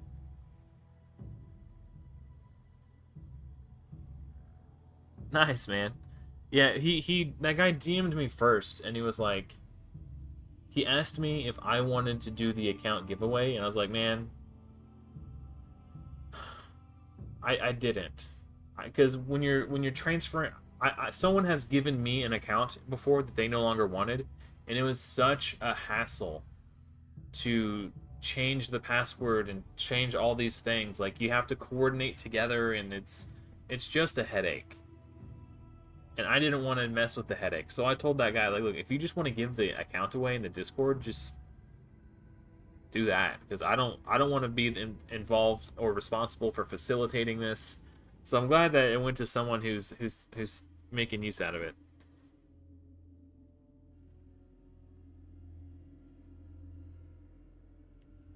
Okay.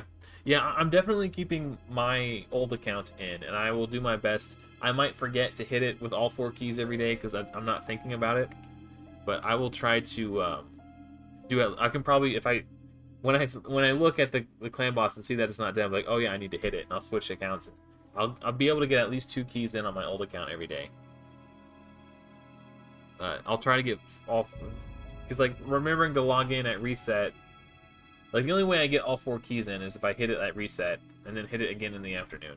And it's going to be difficult for me to remember switching to my old account to do it, you know, every day. But my old account is good for at least like 2 million damage on Nightmare. Hey, Sparkly TS, welcome to the clan. I don't know if you're watching the stream or not, but if you are, welcome.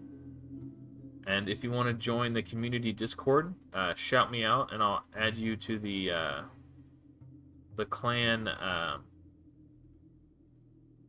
private clan Discord channel. Oh, I'm assuming this is you here. Okay, we will get you added to the challengers. Welcome. Oh, ML, I see, I get it now. Okay. Welcome, ML. You're officially challenged. I guess it's not Sparky TS because you were already in there. Unless that's your alt account or something.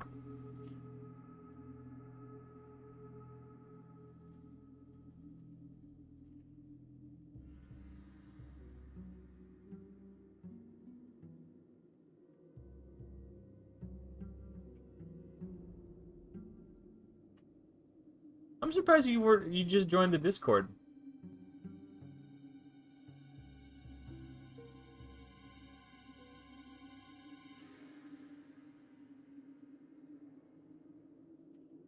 Well, welcome. I see. Okay, gotcha.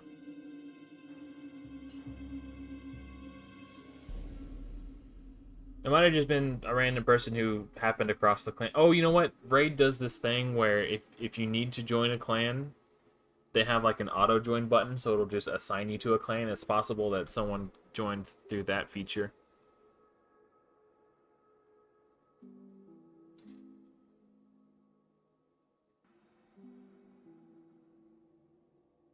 I gotcha. Okay, now that makes sense. Yeah. As excited as I am to cover the Fateless game when it comes out, I'm worried about its implications. Like, a lot of people, when they cover a second game, they'll create a second channel, so their main channel doesn't, like, it doesn't screw up the algorithm with their main channel. But I really don't want to mess with having multiple YouTube channels, man. It just seems like a lot of work. Well, not necessarily a lot of work, just an unnecessary hassle, just to appease the algorithm gods. You know, like, it's so stupid. It would just be cool if all my content was on the same channel so people wouldn't have to go find it. You know, like, the people who would be interested in seeing content covering the Fateless game, if they didn't have to subscribe to a second channel and check both for new, you know, like, whatever. It's so stupid. I hate how the YouTube algorithm dictates all this stuff. Our clan is level 1. I just formed it today, less than 24 hours ago. So, and I know it's not very enticing to join a level 1 clan, but we could use some active members who are capable of completing clan quests to help us level up. I actually need to pick up some clan quests myself. I haven't done that yet. I should probably do that right now, actually. Now that I think about it, since I'm out here spamming dungeons and stuff. Or can I even? I think I may have already completed clan quests this week. Oh, it's grayed out. Yeah, I already did clan quests. I wouldn't even think about it. Yeah, okay. I won't even be able to pick these up until next week. This is a really easy one to do, by the way. It's 5 million silver.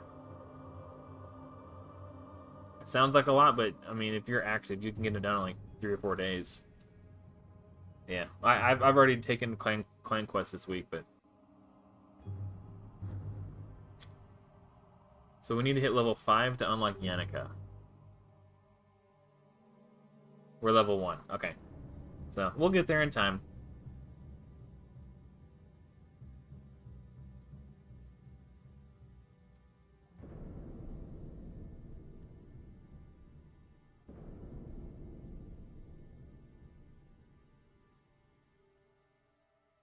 Dude, I was legitimately excited to see that they made Ivy Lee their community manager. So, back when my channel was very young, the first video I made that really kind of popped off and put my channel on the map was my Walking Tomb Drain dungeon solo guide. No one else had made a Walking Tomb Drain dungeon solo guide at that point. So this was like really, really big for my channel. I went from like 150 subscribers to like 300 subscribers overnight. Like, literally doubled the size of my channel. That video has like 30,000 views in total since I've made it. It's like one of the biggest videos on my channel.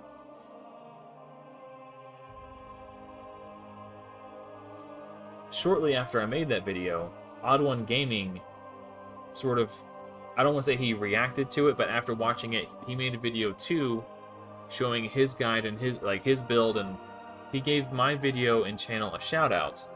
And then shortly after, like less than a day later, I woke up the next day to a notification on my phone that said Ivy Lee Gaming has subscribed to your channel. And that was really exciting for me. That was like the first time like that I got noticed by other content creators, was from that video. But not only did she subscribe, she is still subscribed. If you go to Ivy Lee Gaming's YouTube channel right now and look, she has her subscriptions public, so you can see every channel that she's subscribed to. Not only is she still subscribed to my channel, she subscribes to other very small YouTubers. Like, she was subscribed to a channel that had like 24 subscribers. Like, she is very community focused, and she doesn't let the size of a channel determine whether it has value or not. I think that's really cool. And I watched their recent video today, and she actually said that when they were talking about how she's going to play a big role in helping develop the content creator program. Basically, your subscriber count doesn't matter. She's more concerned about the quality of your content. And to me, that's amazing. Oh! Okay, we got another challenger joining the Discord. There we go.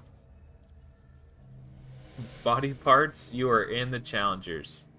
You are now officially challenged. I do stage 21 with Drex for the solo. I can duo it on 20 with Yakarl to help get him through the waves and to the boss, but the second wave is... I have completed it. I'll do one run to show you real quick. I'll take super raids off though, because I'm not very confident. It's sketchy. Now that he's 3-star ascensions, he's got some more stats. Like, he has more HP and defense than he did last time, like, when I tried it when I first got him. But it is sketchy. I got really close to dying once, and I'll probably fit if I'm not confident enough to run 20, but I think with better stats you could do it maybe. But 21 is pretty comfortable as long as you have your resistance. That's the most important thing. If you get the heal reduction and the decreased defense placed on you by the ads like more than once, you're probably dead. So you really need to make sure your resist capped. But I'll show you what a run looks like. Ooh, okay. I would have preferred 6-star, but I'll settle for 5, I guess. Alright, so we'll try 20. Yeah, you can see I did it with Yakara last time. But we can try...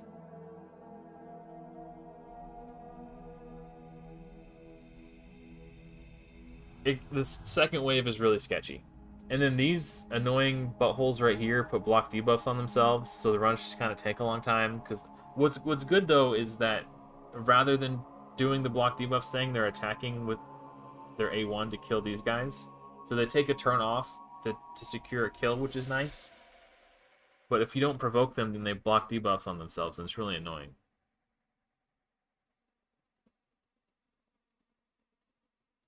Nice. Yeah, I did force resist up to stage up to level 7, just to get enough resistance. But then I pivoted and went magic accuracy to 10 to make Clan Boss a little easier to gear for.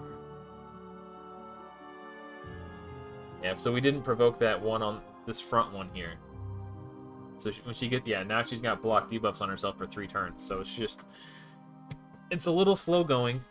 And then the Terror Beasts, not only do they hit really hard, they put up reflect damage. So you're just taking extra unnecessary damage.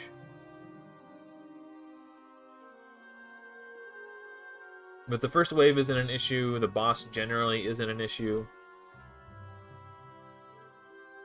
It just comes, like, you can fail if you get some really unlucky RNG. Like, if you get decreased defense placed on you, or, like, heal reduction placed, like, 2 times in a row, and Drexthar doesn't have time to recover his HP between turns. You can get got that way.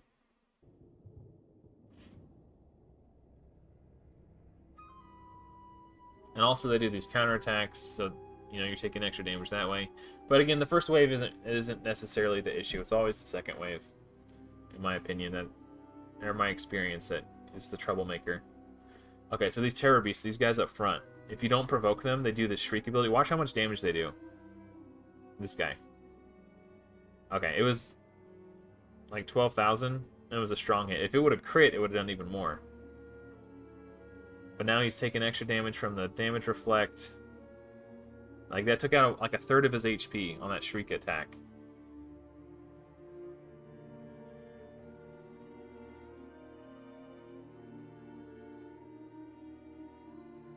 Like, this Drake, the Drake actually has a strong multiplier on his attacks too. He dealt like 13,000 damage. We provoked, so we're only getting A1s now. But yeah, you can see it's a lot closer than... It's not very comfortable, if he even does it at all. Basically comes down to, like, crit RNG.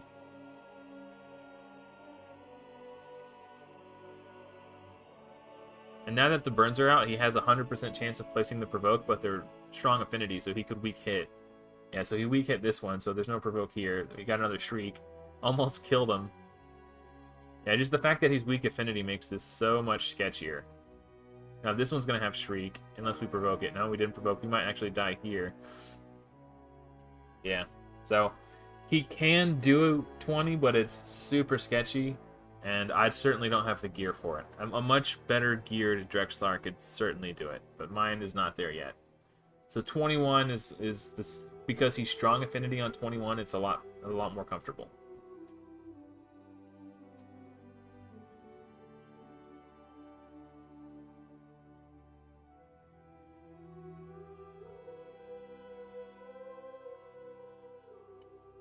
Hey, what's up, Richard? Yeah, dude, Kira's great.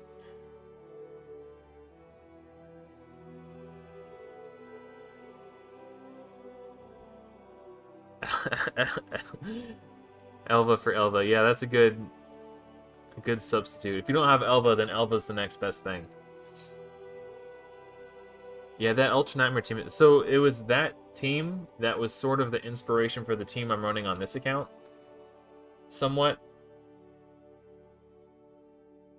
But I'm glad you found that guide helpful. Yeah, if you don't have a what's his name, Tyrant, then Kira's definitely probably one of the next best things.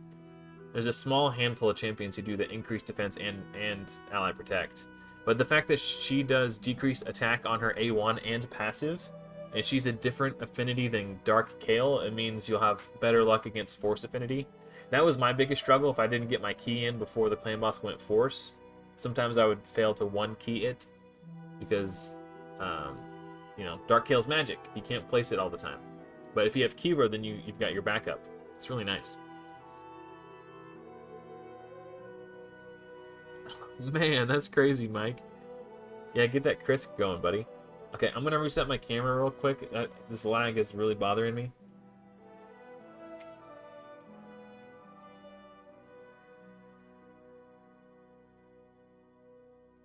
I keep telling myself I'm gonna save up for a better camera, but then I'm like trying to save and set aside my YouTube earnings to accumulate enough to like buy a better camera, so I don't have to, you know, spend my paycheck money from my day job. But I spent $30 on Magic the Gathering Arena last night buying wild cards to craft some cards that I wanted for my decks. Oh no, not yeah. Cursed account. Yeah, I forget who it was. Someone was on my Discord today, or maybe it was yesterday or the day before. They're like, they're struggling with this internal battle of should they spend or not, and they ended up buying the monthly gem pack. And I was like, welcome to the slippery slope, my friend. It's a long way down. Yep, no, I've been there, man. That's why we don't spend money anymore.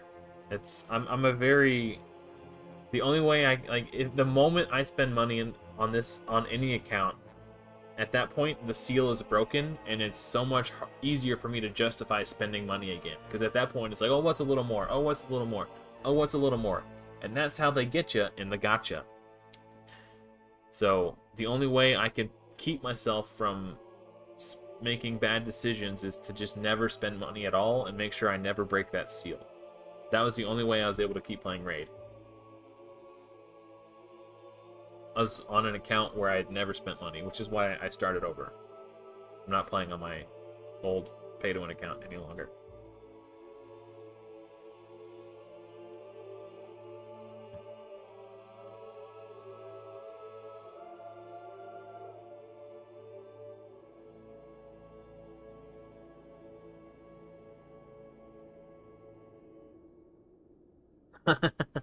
Well, hey, I'm. It's really nice to hear that you appreciated the guide. I did put a lot of work into it. Before I made that guide and that team, I was taking a break from the game because I kind of lost my passion for the game. I kind of already had beat the game at that point. This was before Curse City had come out, and I was bored. I was uninspired. Like I wasn't excited to play anymore. And then I just kind of got a wild hair. And I was like, you know what? I wanted, because before that I was using an unkillable team with Demetha. I was like, you know what? I've always wanted to build a one-key Ultra Nightmare team as a traditional team. And finding that motivation to build that team and take on that challenge was what motivated me to get back into Raid after taking some time off. And that guide that you saw, the team that I built, was the end result of a lot of work. So it's good to hear that it was helpful for you. It was helpful for me too.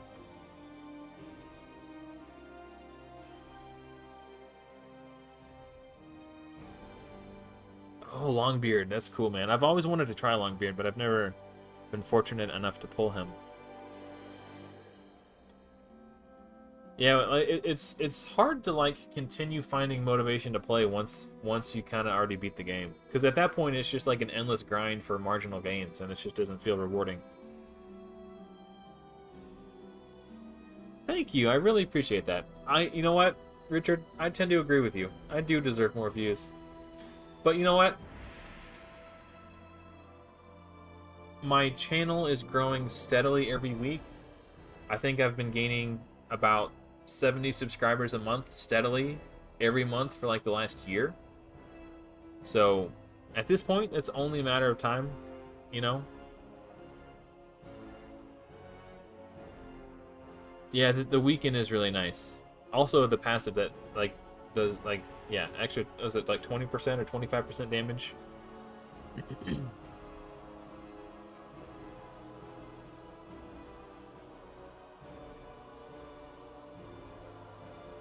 Well, Razor Dance, you will always be welcome here. Obviously, no pressure. I get it if you want to join a more developed clan, but you know, with this clan under its current leadership, what could possibly go wrong? Yeah, Longbeard is just one of those champions that I've always thought would be cool, but I've never been fortunate enough to pull. So I'll just have to live vicariously through those who have him. Yeah, so before I started gearing champions for that traditional team, the first thing I wanted to do was customize a speed tune, because it was basically the Lydia White Whale, but with modified speeds, so the Ally Protect is going last in the team order, very similar to how my Marked is going last in the team order on the team I built on this account. And I spent hours... Ooh, defense with speed. Yeah, we'll keep that one. Spent hours in the calculator. Like, you have no idea. Trying to figure out how to keep it on a 2-1 while simultaneously making sure that the Ally Protect champion goes last in the team order. Like, it was so much work. But when I figured it out, I was like, okay, well, I think I could... I figured out the speed tune, now I just need the gear. And the first thing that I tried was... sorry, I'm watching Dark Elhain pop off. The first thing I tried was Taragi, because I wanted to do like epics only, just for like the sake of... aside from Elva, of course, but... So I did Taragi, what's her name, Venomage, and Geomancer, because they have the damage reduction passive. And it was like a 2-key, which I wasn't really impressed by. So I was like, man, I could do better than that. So then I was looking at Tyrant, and I was like, maybe Tyrant is the way to go. So I built Tyrant, and it was night and day. Like, Tyrant's base stats are insane. Like, Taraki's not bad, but Tyrant is stacked. So like, I think I can do this with Tyrant. So, you know, I was like on the cusp of a 1-key. Like, I was like 68 million, 69 million. Like, I couldn't quite get the 1-key. And then I started gearing my champions on Guardian set, and then my damage just went up and up and up. I was like, dude, Guardian set is insane. And then I think my personal best with that team, I ended up getting like 100 million at some point.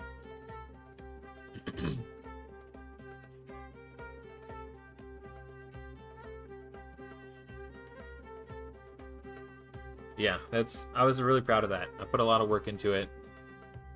And I wanted to make sure that when I was ready to make the guide, I really took my time and made a good guide. So, I'm glad it was helpful to you.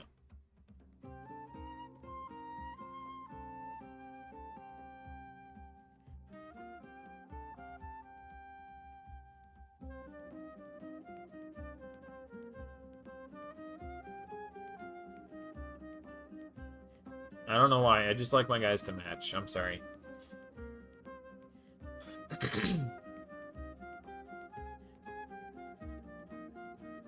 Yeah, Arabad's like, yeah, he's probably the premier free-to-play content creator. For sure. Oh, no, Richard, I think Deadwood did pull Farrakhan. That was one he was chasing for a very long time, but I do think he finally got him. Somebody correct me if I'm wrong.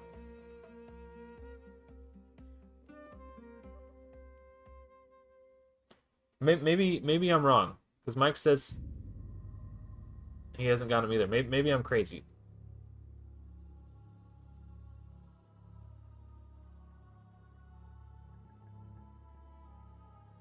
So, Dex, my method of leveling food, whether I'm doing campaign or dungeons or whatever, I always do all my 1-star. Well, I don't normally farm 1-stars in campaign because to me it's not worth the energy. But if I'm farming food in dungeons, I don't mind doing 1-stars. So when I'm farming food with Drex, I do all my 1-stars first, and then rank them up into 2-stars. And then I do all my 2-stars, and then rank them up into 3-stars. And then I do enough 3-stars to rank into 4-stars to use as food to sacrifice to the current food champions I have leveling up in my sparring pit. So right now I've got 5 4-star champions leveling up to level 40 right now. So once they hit level 40, I want to try to make sure that I've got 20 4-star chickens to feed into them, so I will then have 5 5-star chickens. And then I like to try to make sure I've got another 5 4-star chickens ready to replenish the sparring pit. So my sparring pit is just constantly churning out food. Between the sparring pit and the dungeon solos, you can usually get about 1 free 6-star a week if you're fully upgraded the sparring pit.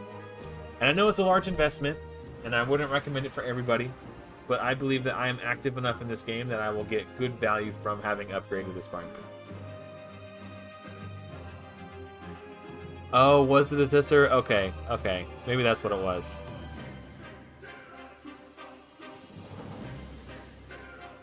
Oh, Boozer. Yeah, Boozer's kind of new, isn't he? Yeah, or at least new on the content creator scene. He's kind of popped up in the last few months.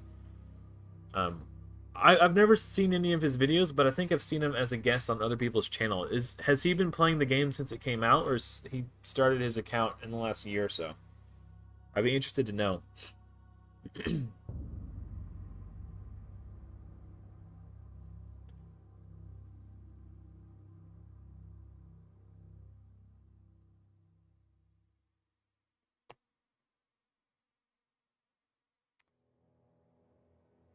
I see. I got you. Yeah, I noticed Deadwoods hasn't been uploading a lot either.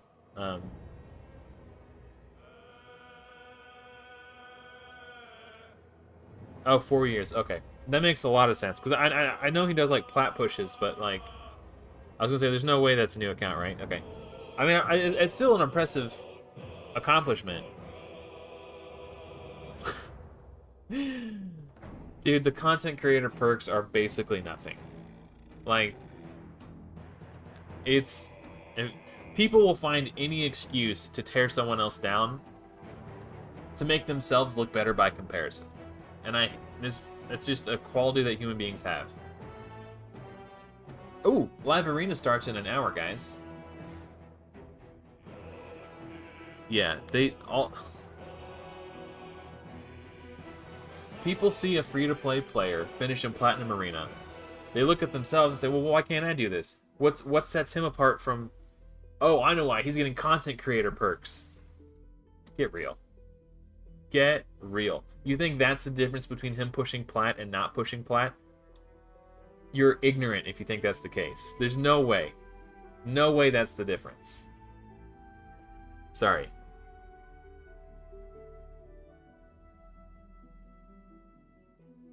Yeah. I mean, yeah.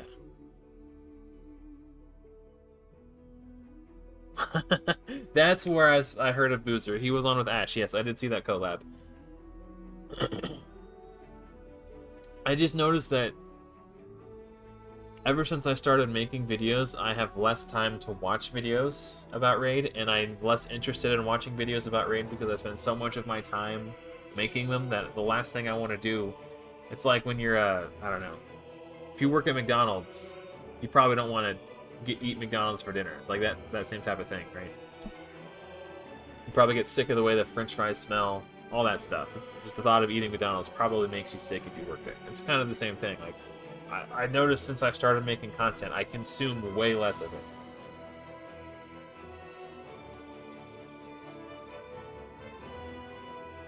Because I've already spent 2 hours of my night creating content for Raid. And then whenever my streams are finished, I actually watch my streams back again. Which I know some people think is weird, but for me, that's how I strive to improve. I look for mistakes that I'm making so I can make a conscious effort not to make those same mistakes in the future, or look for ways to just improve the overall quality of my stream.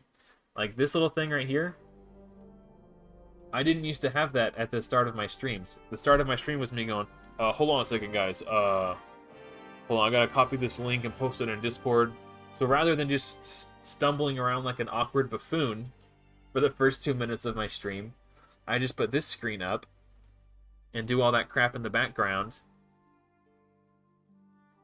so it's less awkward.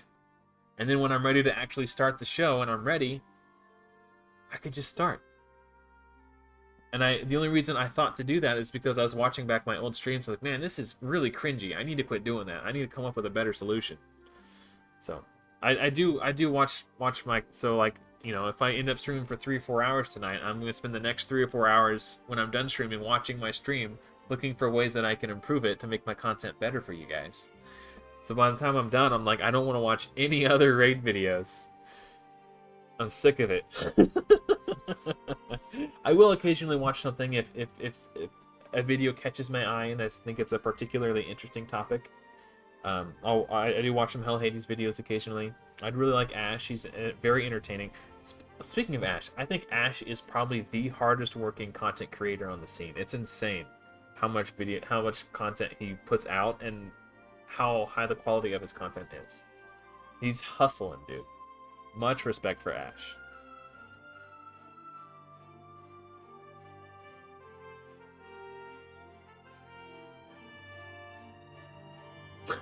Yeah, Richard knows what I'm talking about. It's the same thing. Yeah. I just need a break from raid, and then the fact that I have to play the game all the time. Well, have to. I don't have to, but the game is very demanding of my time, so I spend a lot of time in the game.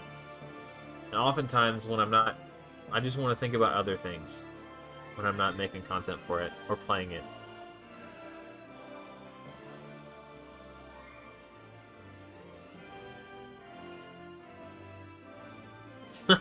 Lemon shortbread. Oh man, my wife makes some really good lemon cake desserts.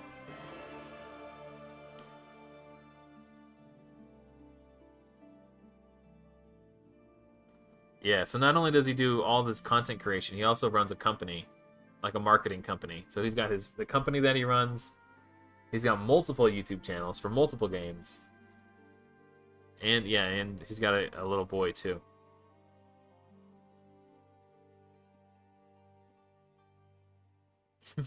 Beaver nuggets? That sounds kind of good.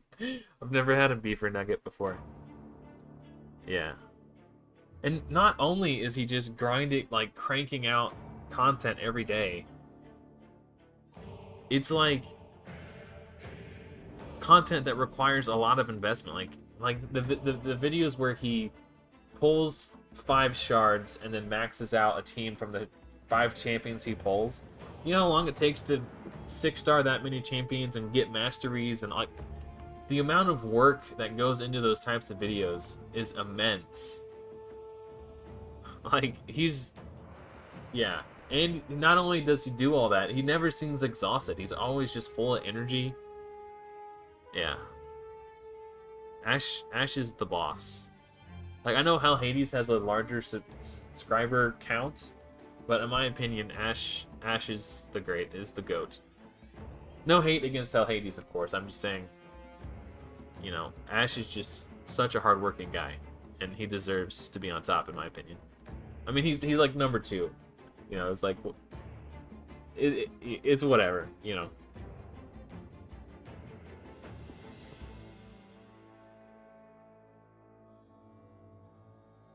Dude, his editor is awesome, yeah.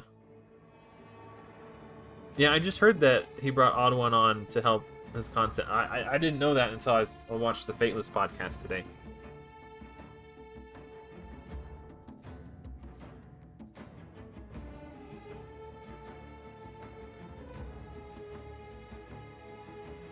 I guess I just haven't known. I haven't seen any of those ones yet.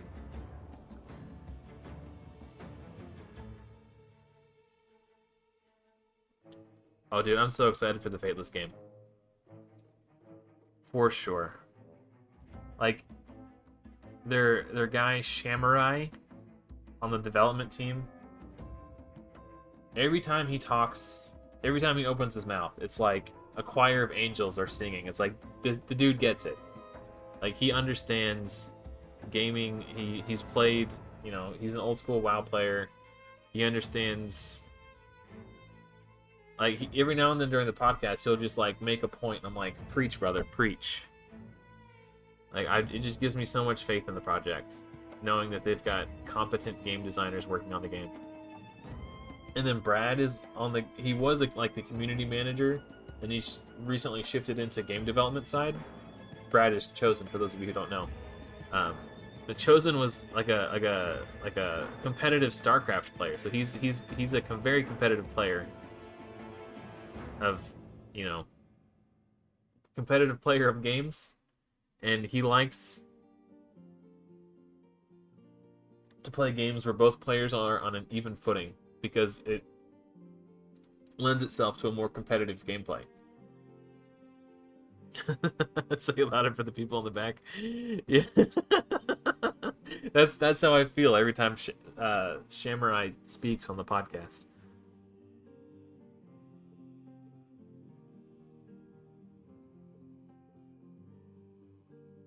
Yeah, I'm right there with you, Richard. I played Classic when it came out, but like I just couldn't keep up. I was, due to my work schedule and having a family, I only have time to play on the weekends, and it's just really hard.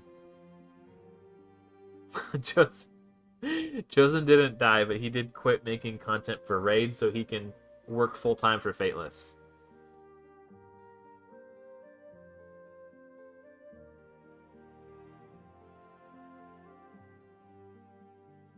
Oh yeah, on my old account, I can full clear Doom Tower hard every rotation. I've got a seer team that just auto farms the waves. I can do every boss on auto. Yeah, my old account, I pretty much beat the game on my old account. That was before Centranos, obviously. So I haven't messed with it much on my account because I don't know. I just haven't. I'm just not. Once I've felt like I beat the game, I got bored because there wasn't anything left to do that was challenging or rewarding.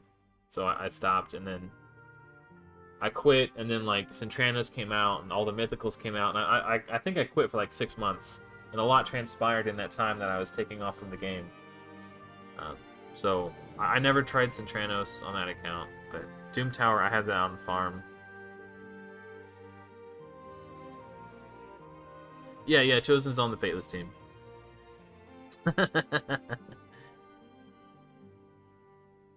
I have no idea, June. I hadn't heard anything about that.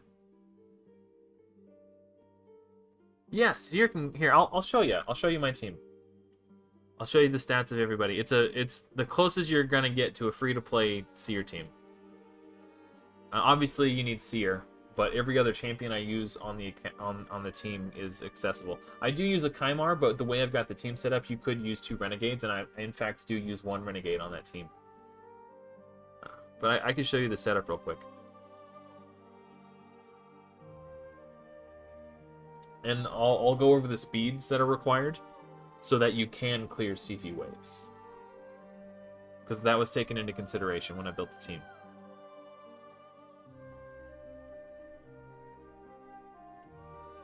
Okay. We'll hop over real quick and I'll show you that account. And that's your team.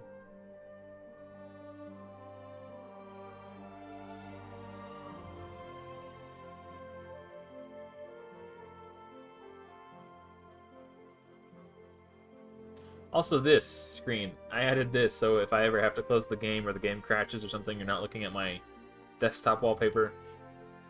All these little things I added. Because I watch my streams back so I can try to improve them. Okay. Doom Tower. Alright, well, I haven't done Doom Tower yet this rotation, so I'm on floor 1, but... So this is my team. The Sifis at the highest end of Doom Tower Hard are like 274 speed, or 264 speed. 264 speed. Let me pause this music for a second. It's distracting me. So because the Sifis are 264 speed, Okay, first of all, let's rewind. Clearing the slate. Refocus. You need Seer. You need Lydia. You need 2 reset champions. You can use 2 renegades. Because I have Kymar, I use Kymar, but I will prove that it can work with 2 renegades. And then for this setup, you need a crowd control champion who has a 100% chance to crowd control on a 3-turn cooldown. Ideally not a freeze, because frozen champions take 25% less damage. So if you have a stun or a provoke, these champions are the best. You can use Vizix if you like. I'm using Gnarlhorn because to gear Vizix fast enough for this team, it ruined her Hydra build. I wasn't able to get enough defense and HP and stuff, so I'm using Gnarlhorn so I can keep Vizix in a good Hydra build. Gnarlhorn is my crowd control. He's at 266 speed. Your reset champions need to be faster than your crowd control champion. So Gnarlhorn 266, reset champion 267, reset champion 267. And the CFs are 264, so you need to be faster than 264 speed. So 266, Gnarlhorn going into the wave, like, you know, A2, A1, provoke. Lydia is 266, decreased defense, weaken, increased speed. My Seer is only 227. This is why you need the provoke. There's more than one reason why you need the provoke. Seer nukes. Go into the second wave. Sacrificial Pact to reset the cooldown of Gnarlhorn's provoke. It needs to be on a 3. Your crowd control champion needs to be on a 3-turn cooldown.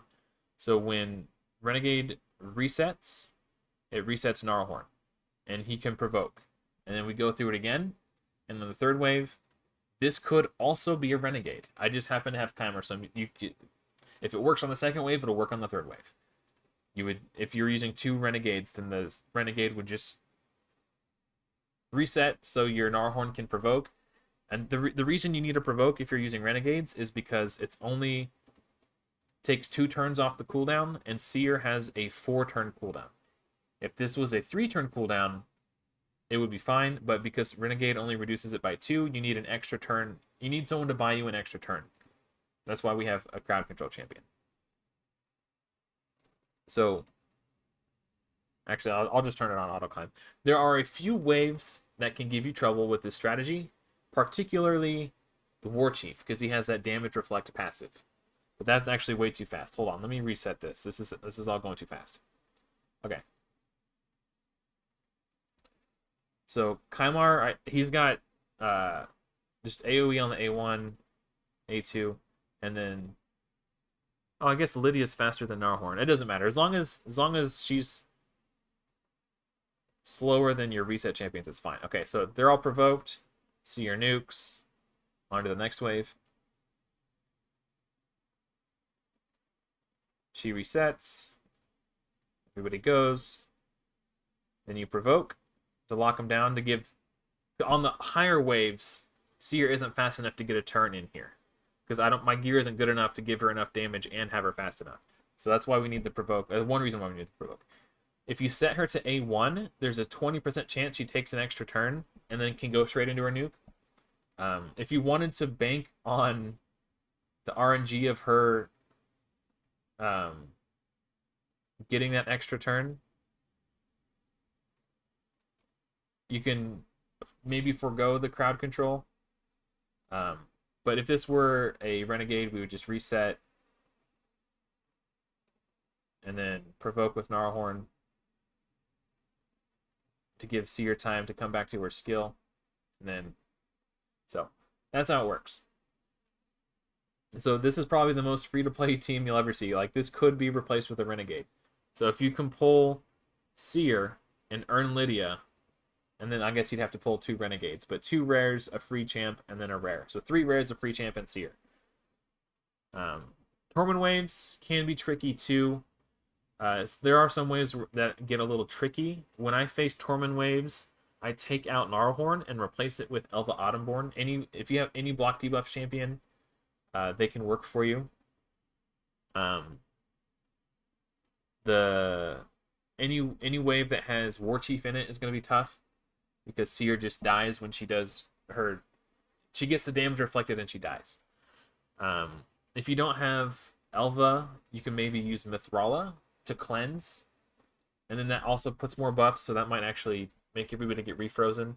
I don't know. You might have to slog through the Torment waves, but they can work. It's just a little tricky.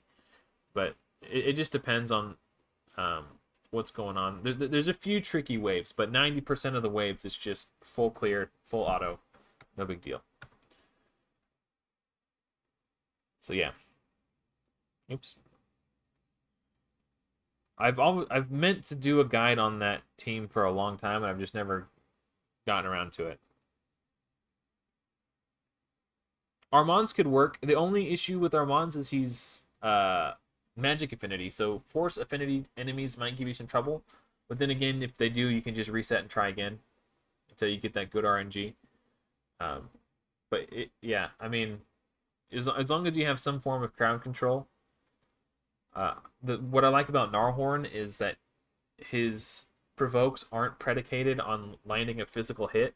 He just puts it out there, so his provokes can't weak hit, and it's on a 3-turn cooldown, so he's kind of perfect. But Physics can do it. Anyone who can do it on a 3-turn cooldown, because it needs to be 3 turns. So when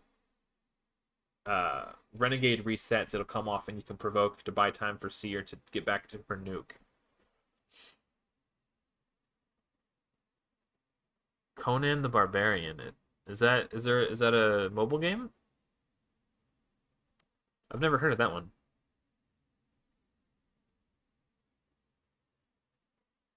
Yeah, Lydia is huge. Um, yeah, man, she's so good. Like, if it wasn't for Lydia, I'm gonna go ahead and play the music now that I don't have to concentrate.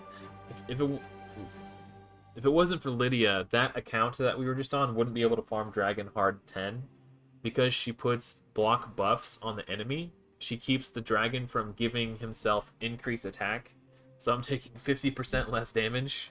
It's very she's very good. Oh, Chronum. Oh, I get you. Okay, that went right over my head. I get where you're going now.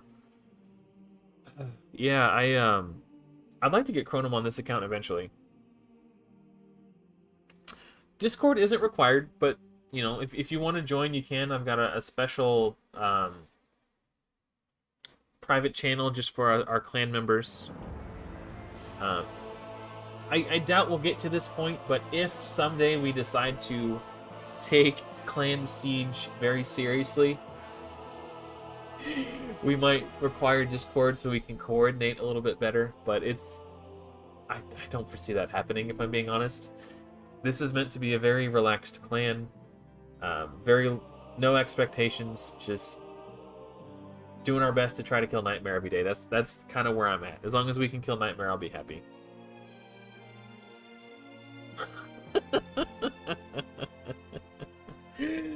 Richard, that reminded me of a funny story. So, when I was in my early teens, no, like late teens, early 20s, I forget. It was like 18, 19, or 20. I forget exactly how old I was. I worked at an amusement park here in Kansas City called Worlds of Fun. And I was dating this girl who I met through work. And I was texting her. This is back when we had flip phones. just to give you an idea of how long ago that was. And I was texting her. I was like, "Hey, what's up? What are you doing?" She goes, "Oh, I'm watching Conan." I was like, "Oh, the Barbarian or the Destroyer?" And she goes, "O'Brien."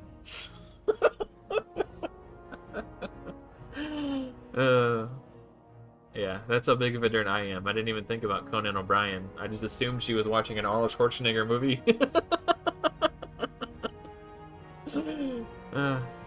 Still makes me laugh all these years later.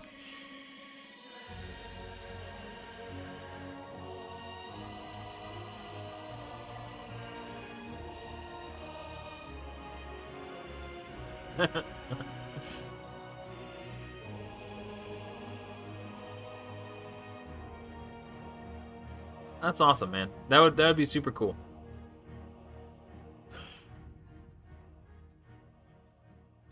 Yeah, I just in my old clan that I was in up until this point, I was talking with the other clan leadership, and we were all discussing about it seems to be the consensus that that clan is going to take Clan Siege very seriously. There's a lot of competitive players in that clan. And as such, I didn't feel right taking up a spot with this little account that will basically be worthless. The only thing I really contribute to that clan is my points during CVC. I usually do at least 100k. If it's a CVC where I summon a legendary, it's usually closer to like 200k. So I do pull my weight in CVC in that clan, but Hydra, this new Siege format is I'm gonna be worthless. So I just didn't feel right. It didn't feel fair for me to hinder the entire clan just because I wanted to have my account in there. So that's why I made this new clan. So this is going to be a very casual clan, no expectations for CVC. We're just all kind of hanging out, playing the game playing for the love of the sport, I guess. You know, very chill and relaxed.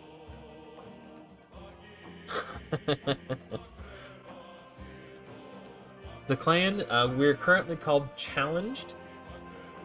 I was thinking of changing the name to Challengers because that sounds less like we ride the short bus, but Vanner seems to like Challenged as the account name. Once we get like a full 30 members, I'll do a poll to see if you guys want to change the name or not. If you like Challenged or Challengers better. I don't know. But yeah. That's us for the moment. We're currently recruiting Nightmare players for Clan Boss.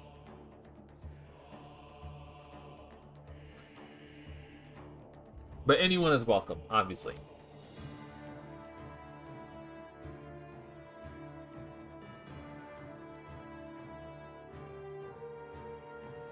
Like, I was looking at the Siege today, and I was like, I sat through the tutorial while Arbiter explained everything to me. I was like, okay. And then I'm like, I still don't get it. I was like, I was trying to put teams in, and it was like, hey, no, you can't do that. I was like, oh, I guess I can't do this. Oh, well.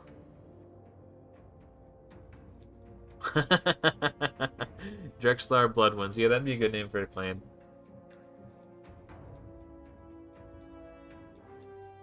Alright, cool.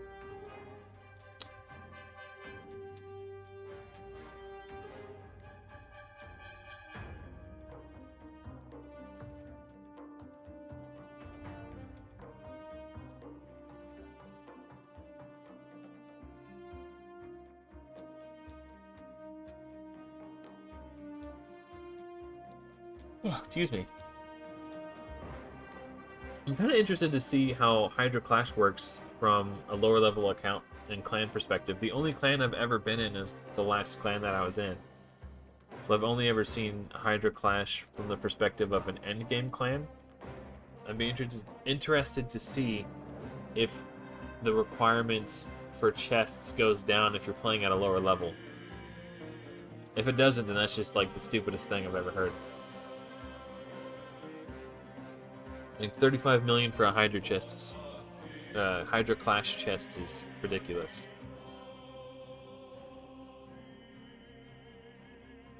Congrats on Duke the Pierced, dude.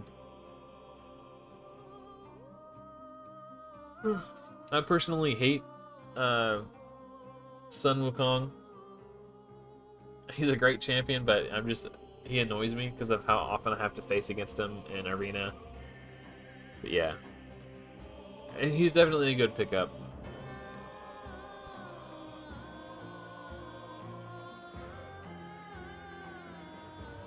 I mean, hey, that's, you know, it works. If you can't just like instantly nuke the wave, the next best thing to do is just crowd control it. That's gonna be my Doom Tower hard wave strategy. I'm gonna have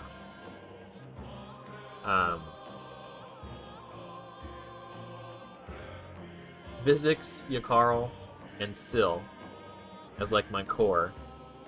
And then Haikatoon is my speed champion. Maybe Arbiter, I don't know. This is another reason I was tempted to disassemble my clan boss team. I need Haikatoon to be like 300 speed. I just do. I'm gonna need her at 300 to get to the top end of Doom Tower Hard. Um, but I don't know who I'm gonna use for my damage dealer. Probably Drexthar, honestly. If I can make it so Vizix is faster than Drex, when Drex does his provoke will override hers, and then Drexthar will get attacked and place HP burns with his passive that way. And he also has the burns on his A1. You know, it's not as effective or fast as an AoE HP burn champion, but it'll work. And as long as I get there, as long as I beat the waves eventually, I'll still be able to beat them. You know, it doesn't necessarily have to be like a speed farm. Yeah, it's definitely a slog to do it that way.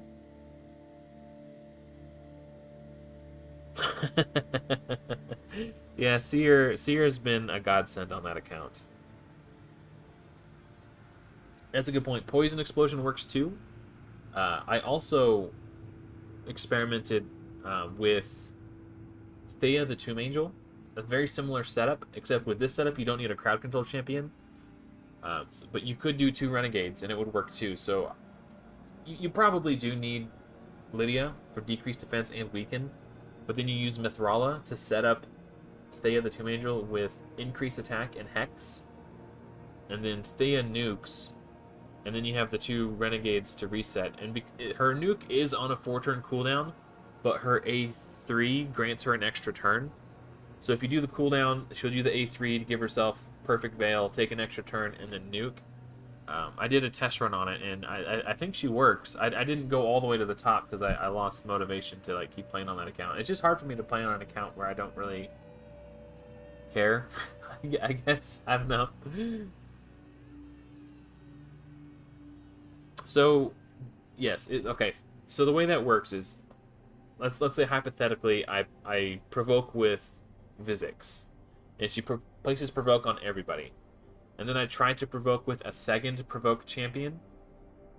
If the provoke would be placed by the second provoke champion, it overrides the provoke placed by the first provoke champion, or at least that's how it used to work.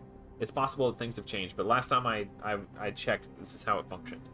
It will not increase the duration to a 2-turn, it just replaces the 1-turn provoke with a different 1-turn provoke. And so whoever is the second to try to place provoke, that is who will be attacked. So, but Drexthar doesn't have a 100% chance to place provoke. It's only a 60%, I think. So, Vizix will provoke all of them, and then Drexthar will provoke some of them. The ones that Drexthar doesn't provoke will still attack Vizix, but the ones who Drexthar does should attack Drex. I'm like 90% sure that's how it works.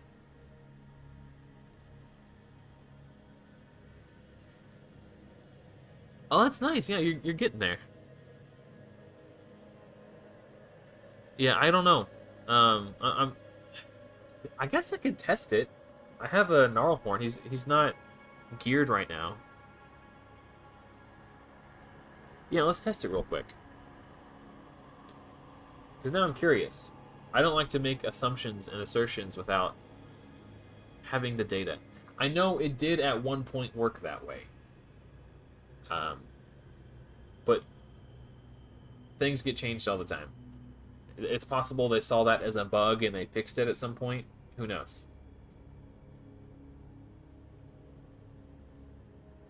It used to be... It used to be that if a debuff was placed and another debuff was placed again for the same duration, the new debuff would replace the old debuff. And it used to be a lot easier to complete clan quests, but I think they fixed it. It's like there's a clan quest that says like place decrease attack on the dragon 100 times or whatever.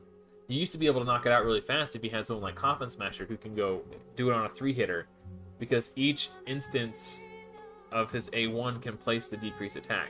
So if the second hit replaced the decrease attack placed by the first hit, and the third hit replaced the decrease attack of the second hit, you can technically get 3 out of 1. And it was a lot easier to complete those, but I think they may have fixed it. So it's possible it no longer works that way.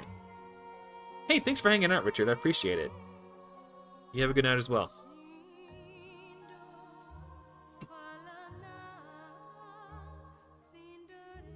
Yep, live arena's in 30 minutes, so. Sylvan Watchers. Yeah, Unfortunately, I don't have a very good perspective on how difficult that faction is, because on my old account, when I got Lydia before Sylvan Watcher's faction was released, but I had Elvas, so I pretty much just steamrolled the whole thing. Um, yeah. So I honestly have no idea if it's like how difficult it is. Okay, so now I'm gonna move on to 3 stars.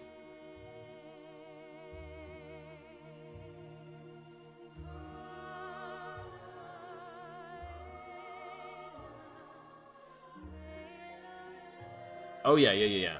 Soroth.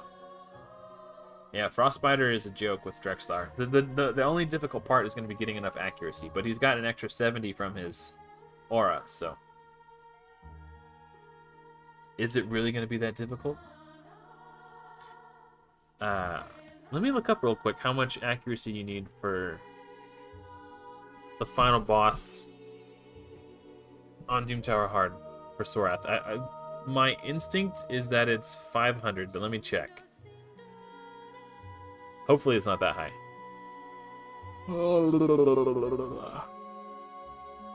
Doom Tower.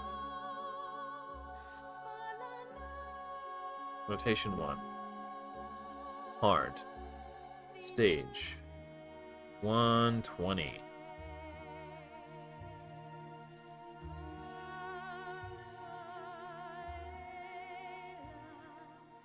What? I thought it was higher than that. It says you need 305. Maybe there's a catch.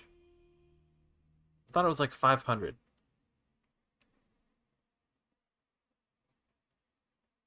Huh. Unfortunately, on hellhades.com it doesn't show you the boss's abilities, it just gives you their stats. So there's no way to like see what the skills are.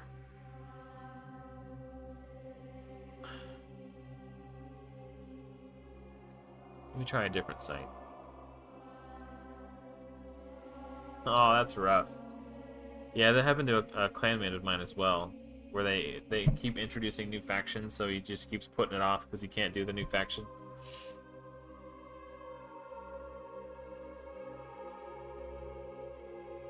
Well, good luck on your prism shards. Okay, I'm gonna try a different site. I want to say Ayumi Love has skills listed. If not, I'll actually... Oh, yeah, they do. Frostbiter skills. Soroth the Frostbiter skills. A1 Whiteout. Attacks all enemies, places 50% decrease accuracy buff for 2 turns. Katabatic Winds. 3-turn cooldown. Attacks all enemies, places block buffs. Debuff a heal reduction and freeze. Places decreased speed, decreased attack. Yes. Absolute 0. Removes all buffs from all enemies, then attacks them. 100% chance of placing freeze. Chance of the chance decreases to 50% if Soroth is under HP burn debuff. Fills this turn meter by 20% for each freeze debuff placed by this skill. Damage multiplier 3 times attack. Interesting. Frozen Lymph passive. When attacked, it's a 20% chance of placing freeze. Blah blah blah blah. Increases defense. Oh, increases defense and resistance if he is not under HP burn debuff. And this is a passive. Boss level times 5. Okay, hold on.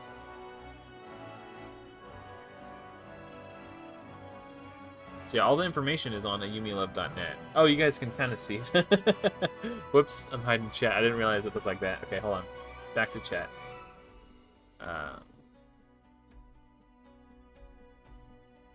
Okay, let me see. So, where'd that go? Increases his defense and resistance if he is not under HP burn. So additional defense, boss level, additional resistance. Okay, so whatever. So if it's, what level is he? On 120. The skill is, or sorry, the floor is 120, but I don't know if that's the boss's level. So I think Bommel 90 is like level 300 or something like that. So maybe that's the modifier. So, however, because the HP burn is placed on his passive, and he has a 3-hitter A1, he has multiple chances to try to place the burn. So you don't necessarily need to land it every time. You just need to get that one lucky burn, and then once the burn is on, you have a pretty easy time keeping it on. So you might only need like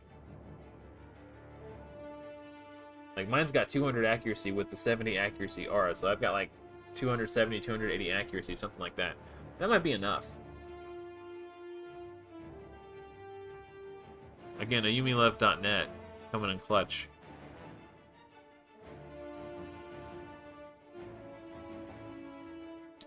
And Ayumi Love Gaming tuned into the stream a few weeks ago. Stopped by and said what's up, so I'm happy to send traffic their way as well.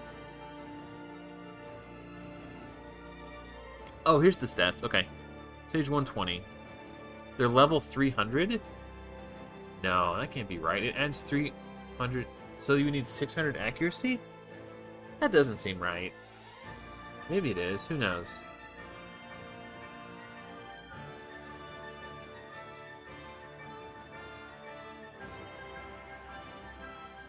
Hmm. 250. So, oh, it would be 550 accuracy. Okay, that sounds like the number that I've heard in the past. That makes a lot of sense. But if they're under burn, then you only need like 250 accuracy. Oh, no, wait. Resistance is 330. So it would be... What? I'm so confused. They have a passive that increases their resistance, and it's confusing me. 300...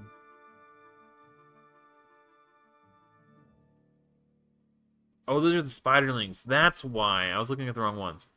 Okay, so 300, level 300, so that increases the resistance by 300. And they've got... Oh, it already accounts. It says 280 plus 300. So 580 resistance. Wow. Yeah, so...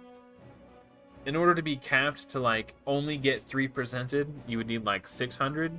But 550 should be enough accuracy to place it consistently, like, enough, I guess. Especially with Drexthar, because all 3 hits of his A1 have, like, a 30% chance to place it. So he places HP burns pretty consistently. And then he's got a chance to do it when he gets attacked as well. So he's just constantly placing burns.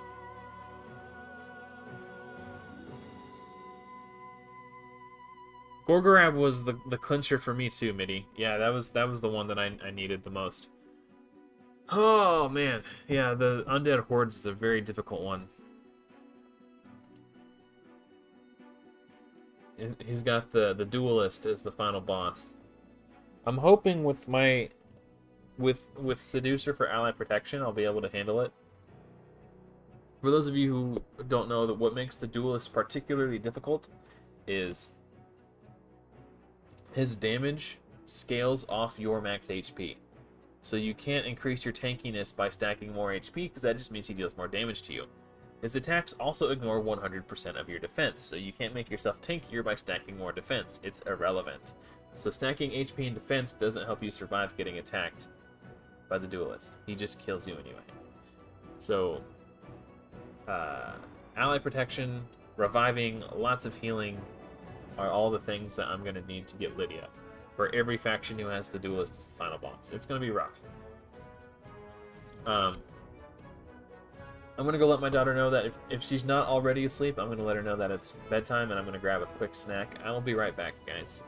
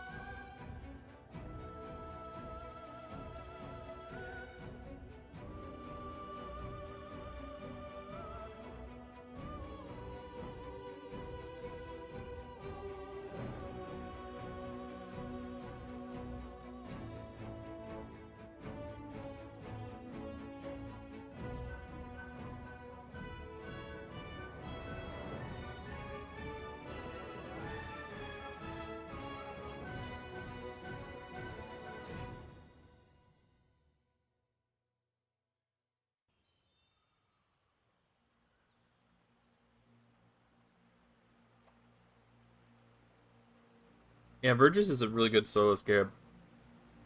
He does take a long time though. Um, I beat the first level of Scarab King on hard with my team with Metal Shaper. I was trying to do a solo and Haikatoon almost soloed it, but she hit the turn limit. Like Haikatoon just in her clan boss build with a Guardian set. I hit the turn limit, so I tried it again and I turned off her A2. And she hit the turn limit again, so I was like, ah. She just I didn't have her. She wasn't able to do enough damage.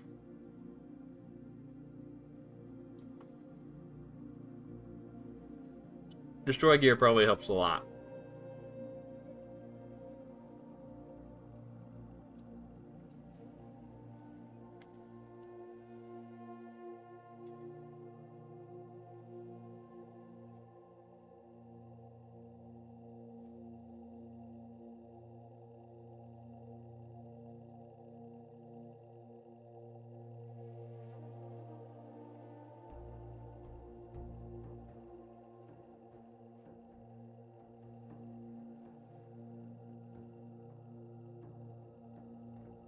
Oh. I was expecting this to be the Dragon Tournament. I'm surprised we're not higher.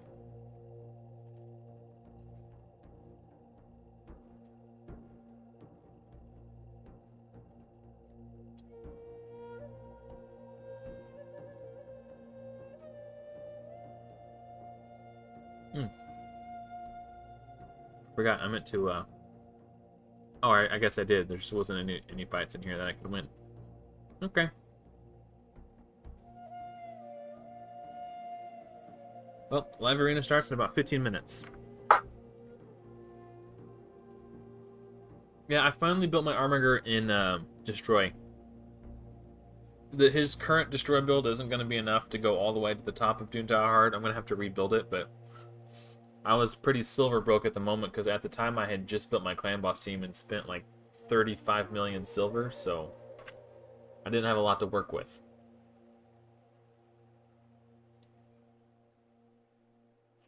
Yeah, Euros is pretty good at it too. I know my clan leader, my old clan leader. I'm the clan leader now. My old clan leader used Euros solo build.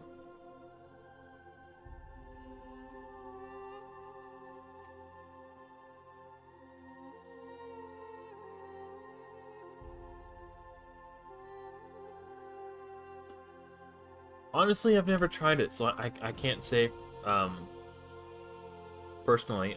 When I was doing it on my Haikatoon, the 10% heal she was getting from her regen was enough to keep her from dying. So if he's in a tanky enough build, it's possible that he can do it.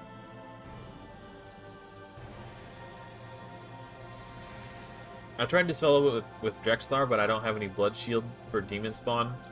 So he would get counterattacked every time, so because he was getting attacked twice for each of his turns, he just didn't have enough sustain to survive through it. But I do have blood shield for Haikatoon, which is why Haikatoon almost did it. She just wasn't doing enough damage. So then I was like, alright, heck it. I'll just try a real team, I guess.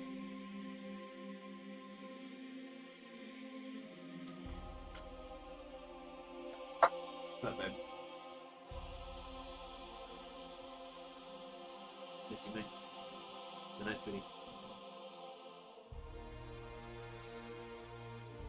Camera's lagging again.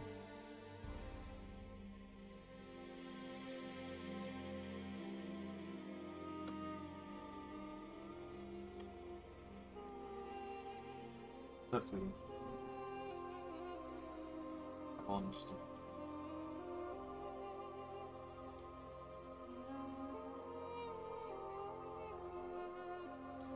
Ooh! Vivi pulled a miscreated monster to use as a 4-star chicken. I think they're doing a challenge account too.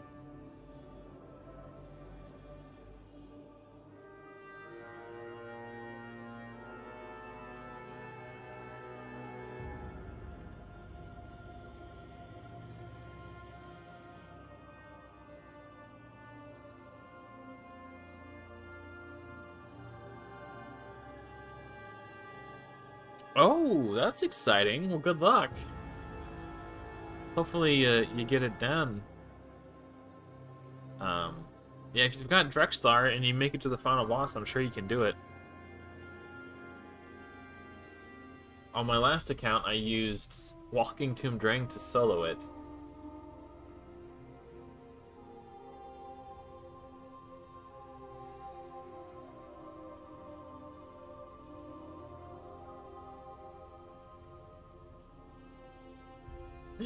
I just saw myself looking at my... because my monitor is in portrait mode, I have to look up to see Discord. So if you see me looking up like that, it's because I'm looking at Discord. I've got my stream software down here and then Discord up here on the top half of the monitor.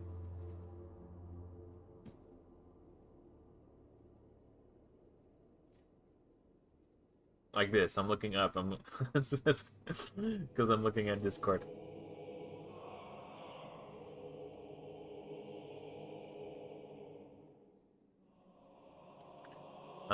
What the last? Wait. Oh, the. Are you talking about the secret rooms? Or the? Are you just talking about like the waves?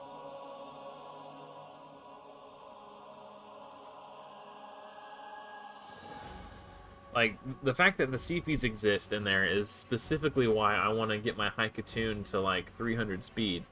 So she can get her turn before the Sifis go. And then do the turn meter boost and increased speed, so my crowd control champions can get their turn to crowd control the Sifis before the Sifis go. Okay, the last one is, you can actually check on hellhades.com. Or I can check for you. It'll give me something to talk about. Other than live arena in 10 minutes. So if we go to the raid stages tool, Doom Tower, rotation 1, hard. So, okay, stage 119. Let's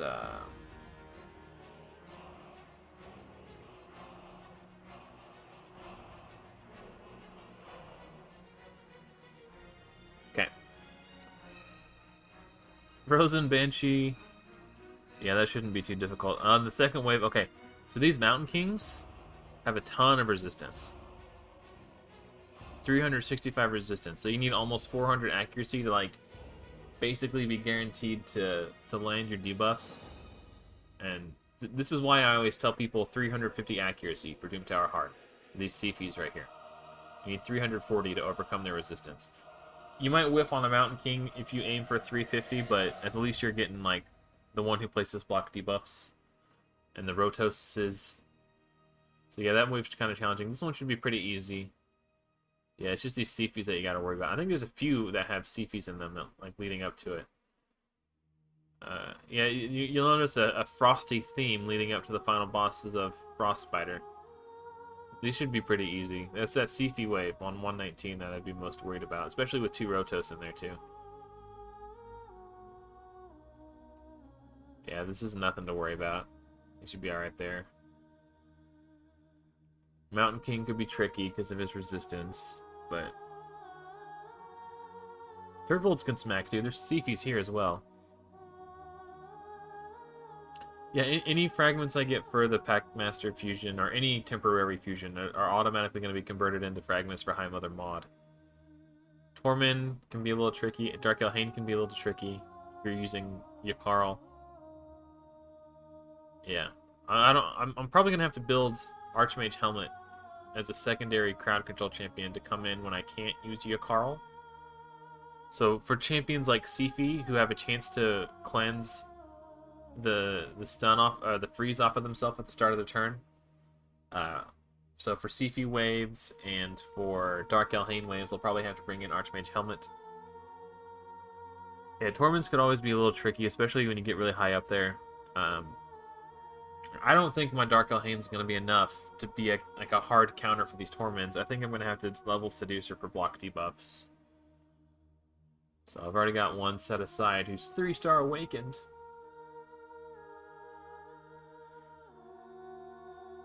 Yeah, see, any high-level wave with Sifis and Rotos is going to be tricky. All right, maybe it's not a lock. after all. I wish you the best. Hopefully you can get it done.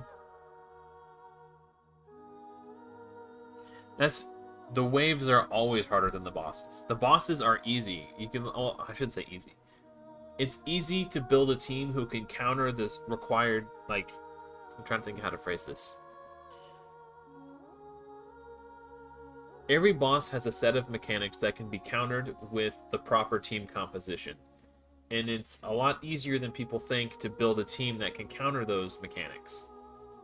If I didn't think I could do it on this account, I wouldn't have wasted my time starting this account.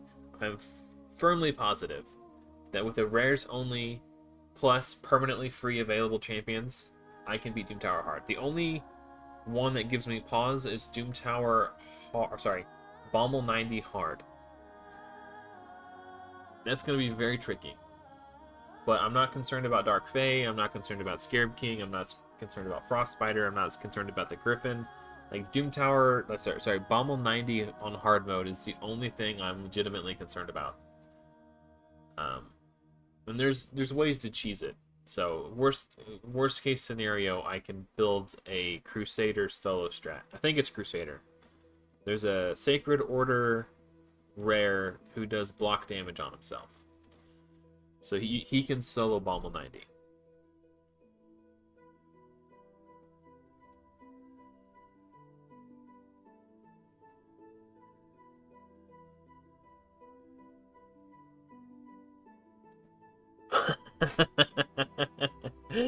Yeah, some of those challenge accounts like Corrupted Alliance or Tolarian Pact or Galen Pact or whatever, Tolarian Alliance, Galen Pact only, like, that's too much for me. The reason I settled on Rares Only Plus is because not only am I limiting myself, but I'm also using champions that everyone can gain access to, so it makes for very relatable content. So if I can do it, you can do it. And I'm going to be using champions that you will have available to you.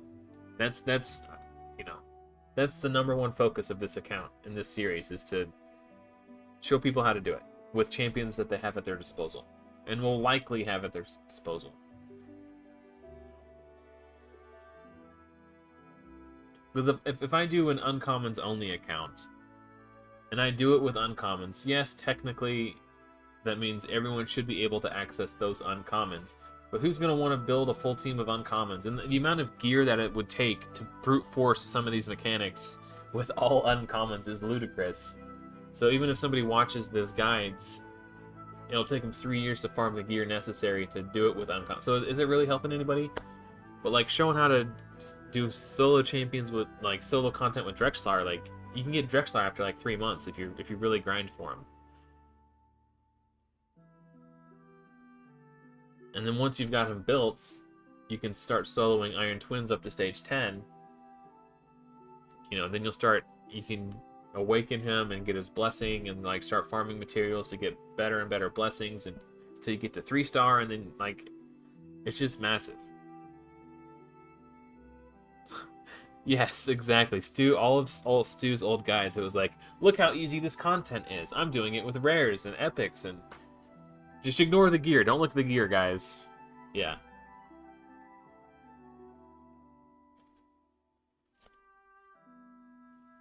Prince Kymar is pretty cool, but the excitement wears off after about a week or two. You start to take him for granted after a while.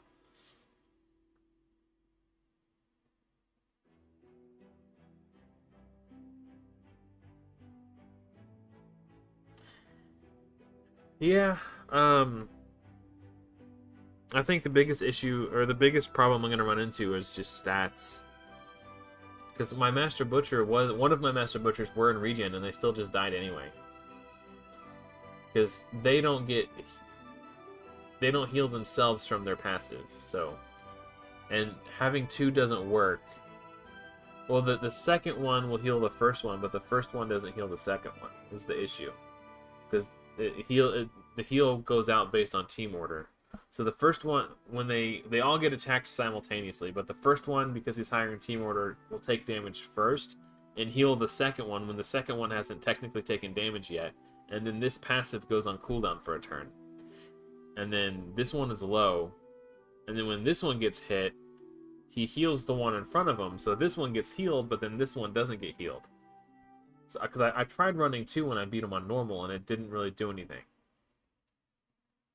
So the one who's in the back will have to be very high HP in regen, so he can heal back up, because he's not going to get heals off the first one before he gets hit by the dread bombs exploding. Buying accounts is against the terms of service.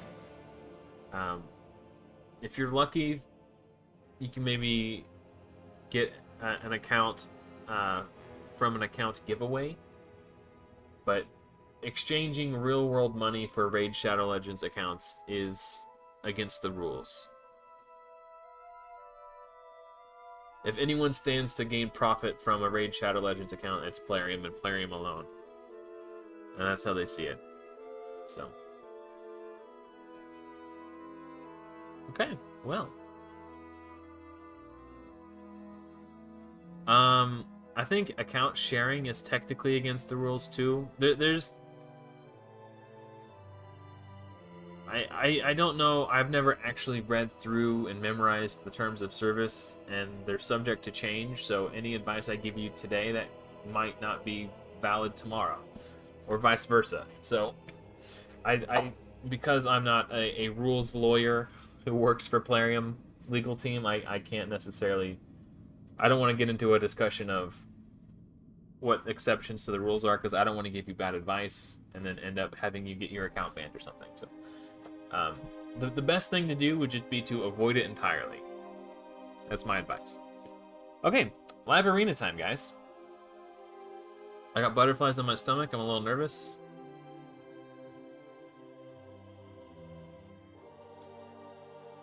I think account takeovers, it's not exactly the same as account sharing, because I think for that type of stuff, intent matters. You're logging into the account once, you're upgrading some champions and teaching someone how to do it so they can do it from there on out on their own.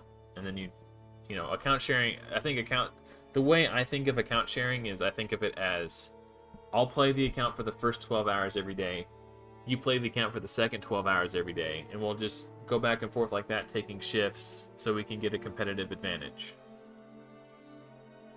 Or whatever. I don't know. Who knows? Who knows? I don't know. Again, I'm not a Plarium lawyer. I'm not a terms of service lawyer. I don't know what the loopholes and the exceptions are. I can't. I'm not qualified to offer legal advice. Like I said, the best thing to do would just to avoid it. So, just to be safe. Okay, so unless he picks a speed champion, I'm probably gonna go first, and I'm probably gonna win. I like to pick Dark Elhain last, in case they pick a freeze champion. I can slide her in real sneaky like.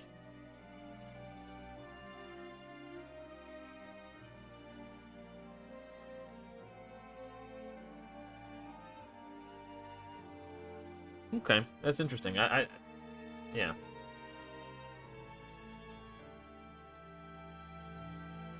Again, I'm not a lawyer. I've never read the terms of service. It's entirely possible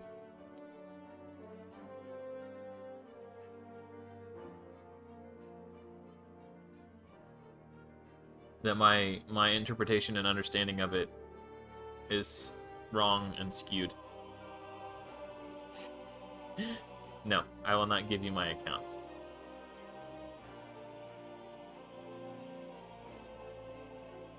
Wait, 54? How?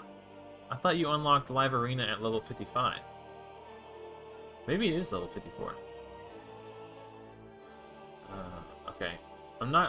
Normally I A3, but he wasn't high enough turn meter to have it be unresistible. Like, Yakarl's A3 can only be resisted if they're at 7... it's only not able... It can't be resisted only if they're above 75% turn meter. So.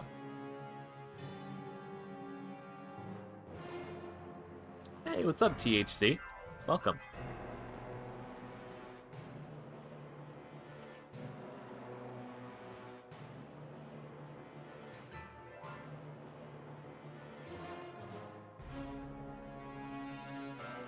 Alright, AFK. It's time to chill out.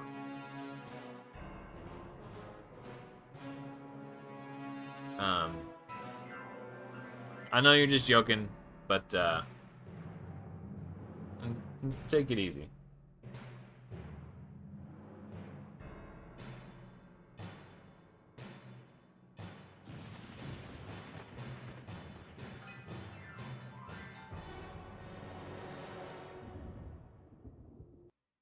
I'm not fond of begging.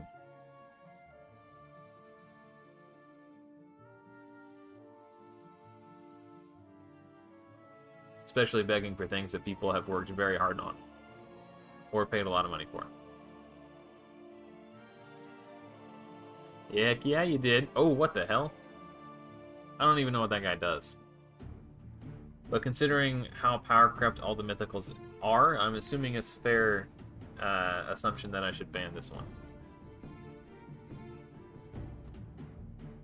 We'll see. We'll see what else they get up to. With an attack aura, it's likely they're just a damage dealer. So if they... Okay.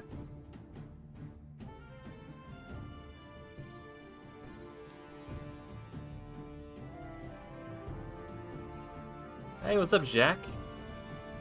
Nothing... I think I've only got like 3 or 4 pieces of speed gear with speed in the substats so far. Nothing too crazy.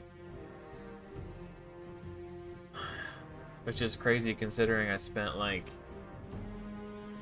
thousands of at least 12 or 1300 energy. Okay, well this guy, I have the inclination that they've spent some amount of money. I don't know what gives me that inclination, but there's something that feels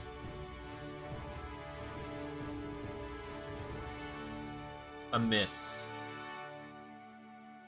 here.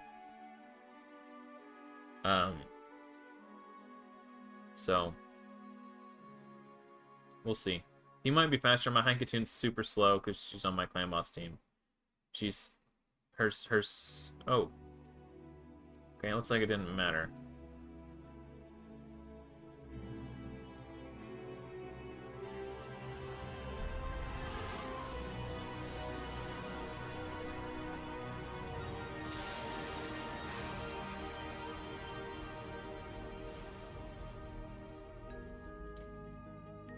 Let's see here. Don't want Raglan to revive.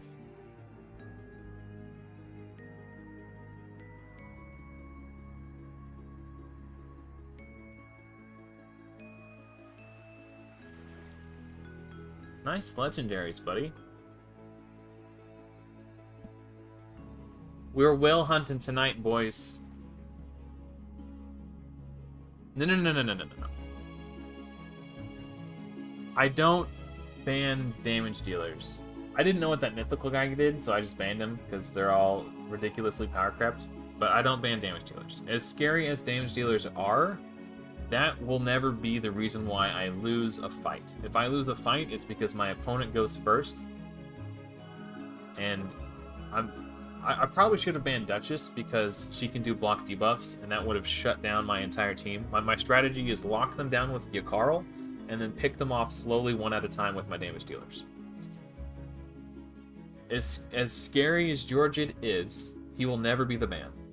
Because if I can go first, I can freeze him and completely take him out of the fight. I will make him irrelevant until he's dead. I want to see what that mythical was and what they do. Okay. Calamitous. That's a scary name. Attacks all enemies. This attack is always critical. If this attack kills an enemy, places unkillable buff on this champion for 1 turn. If this attack kills 2 or more enemies, places unkillable buff on this champion for 2 turns instead. Transforms. Okay. 1 4-time. block debuffs, decrease defense, weaken, decrease speed. Okay, so he actually wasn't that big of a threat. I probably should have just banned Duchess. Unless his second form is just completely nuts. Okay. Attacks on enemies, 4 attacking places Hex, and a decreased defense. We'll ignore life fairy. Blah, blah, blah. Okay. Attacks on enemies before attacking removes all debuffs from this champion. Yeah, I probably should have just banned Duchess, if I'm being honest. That guy's not really a threat either. That was just an ignorance ban because I didn't know what he did and I didn't want to risk getting completely blown out by some stupid effect from a mythical that I didn't know about. Yeah. Could be a gear issue, could be a skill issue. Yeah. Yeah, I know I said I'd never... Mythical or Damage Dealers are never the ban, but I didn't know what that champion did. I knew what Raglan did, and I knew how to play around it. I know what Duchess does, I know how to play around it. I didn't know what that guy did, therefore I did not know how to play around it. So, just to be safe, but now that I know what he does, I probably won't waste a ban on him in the future. Yeah, he seemed like more like a Hydra champion to me. Okay. Armand's is the ban. 100%. Or maybe Leorius, because I can't crowd control Leorius. I could reduce the turn meter with your Carl's A2, but that's about it. He's level 94, so he's just going to have better gear. He's going to go first, and I'm going to lose. That's kind of what it comes down to. And he's going to... Yeah, I've lost. Probably. Maybe he's bad. And he sucks, and I just win, but level 94...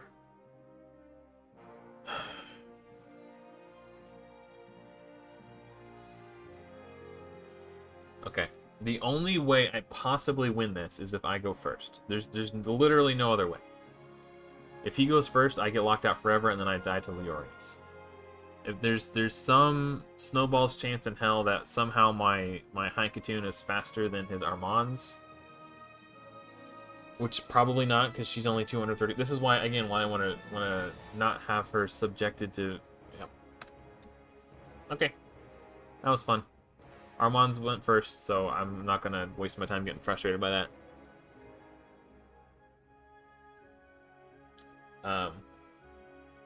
Yeah, that would just serve to upset me, so I'm not going to deal with it. Yeah. I mean, that's what happens when you queue into somebody that much higher level. Hey, thanks for hanging out, Vivi. Congratulations on your 4-star chicken. Miscreated chicken.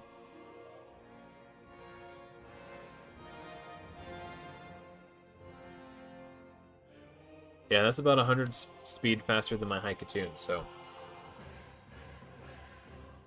Again, another reason why I was tempted to disassemble my Ultra Nightmare team. Especially since the clan I'm in now is not likely to hit Ultra Nightmare anytime soon.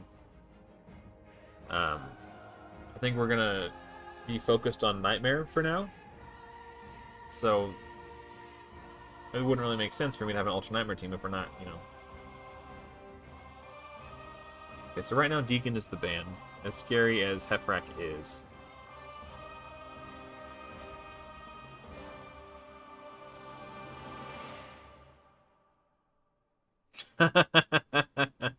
Of course it does.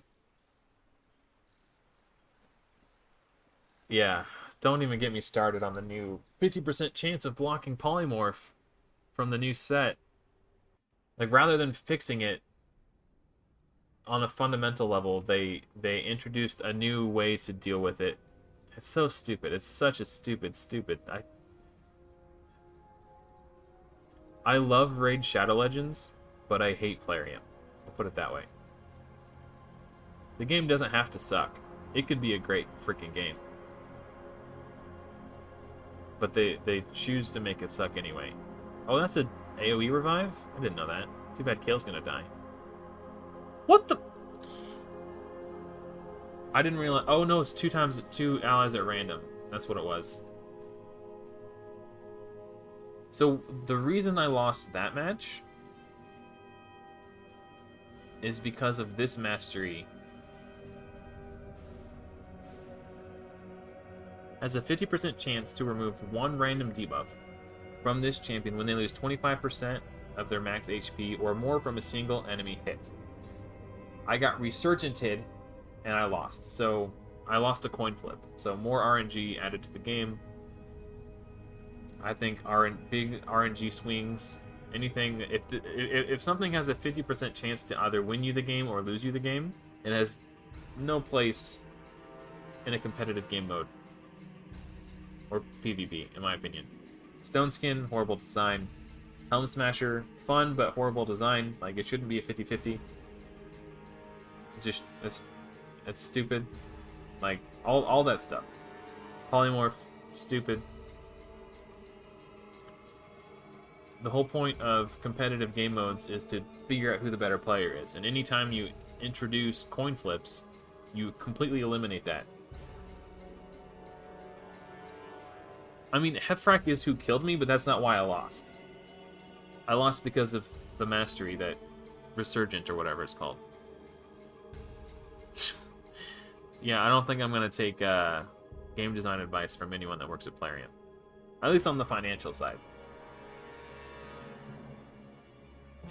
Well, it's nice knowing you guys. So right now, Armand's is the ban. Armand's is the ban. Armand's is the ban. Yep, Armand's is still the ban. That's fine.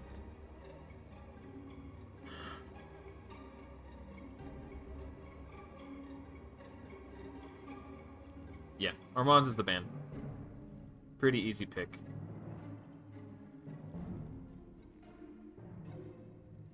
And hopefully I'm fast enough to go before Duchess can place block debuffs. If I can, I might win, maybe? If block debuffs goes out, then I'm hosed. Just period. I'm hosed. Yeah, that's fine. That gets annoying, but it's fine. It's really fine. Boop.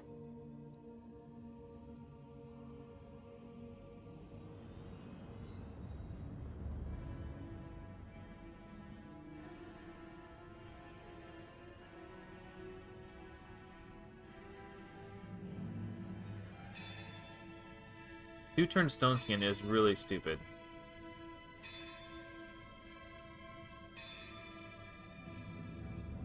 Okay, Yakarl's A1 can get around it if he's not... Oh, he's feared. Okay, well, I just lost then. So that was cool.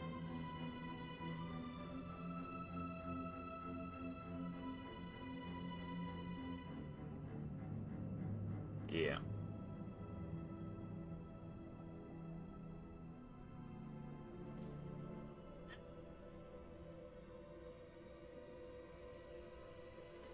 Well, see, my options were do an AoE or do nothing, because they had Ultimate Death Knight and Stone Skin. So any single target attack was going to be nullified regardless. So my options were AoE or do nothing. And I thought maybe if I do AoEs, I can start chipping away at Duchess. That was kind of my line of thinking. But then his Duchess turned out was incredibly tanky. So then I thought, once Yakarl got a turn, he was under fear. But I thought if I attack, what's his name? Rathalos, because Yakarl's A1 is a 2-hitter, there's still a 50% chance I could freeze Rathalos and live to see another day. So that was what I attempted, but I lost the coin flip on the fear. Again, another coin flip. We're playing a game of coin flips out here. It's really stupid. Well, yeah, I mean, killing the Rathalos is a good idea and all, but you know, there was a 2-turn Stone Skin Ultimate Death Knight in play, so any single target attack would have just gone into Death Knight, so there was nothing I really could have done other than everything I tried to do. I was using Soulbond's A1 because it's an AoE. I was just... like, the 2-turn Stone Skin on Ultimate Death Knight just completely shut me out. Okay, how do I lose this match against my opponent?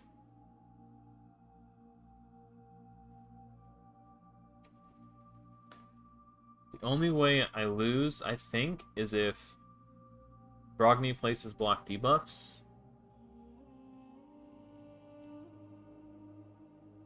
or if he's in a shield set, and I'd kill myself against Brogni's passive.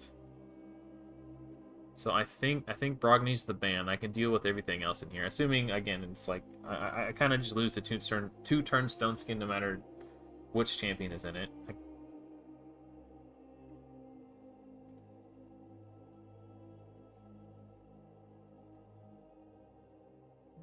We didn't freeze Ninja, which is actually good. If Ninja does his AoE...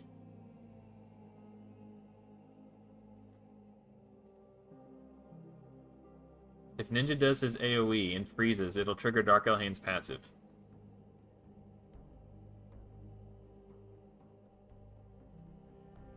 Yeah, that one, yeah. I mean... It also doesn't help that the vast majority of the people I'm playing against are much higher level than me. I'm gonna try to freeze... Nice, got them both! Freeze, freeze, freeze, freeze, freeze, freeze, freeze, freeze, freeze, freeze. Freeze, freeze, freeze, freeze. Just use the A3, it's fine. Dark Elhane won't kill your entire team. Okay.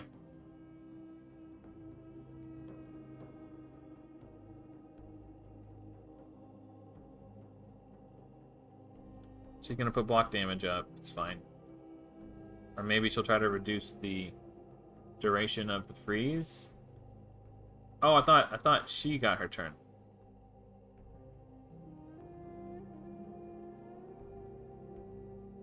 Ah, shnikes. We whiffed on that one. We're gonna get a revive here from Scylla the Drakes.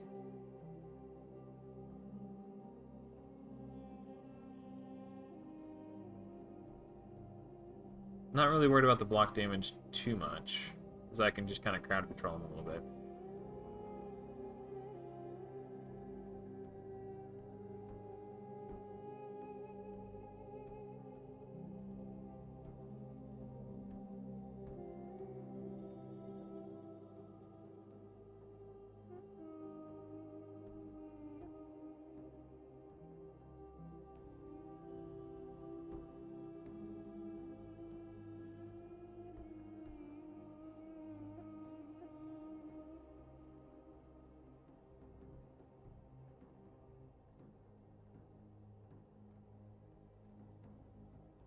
With some coin flips again.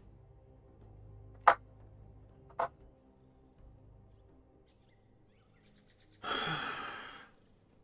doesn't matter who I attack, it's just gonna go to Death Knight. It's really annoying.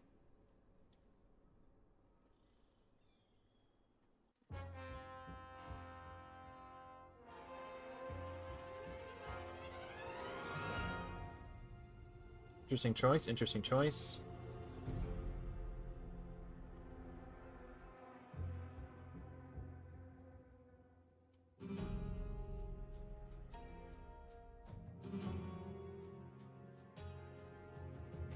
We won that coin flip.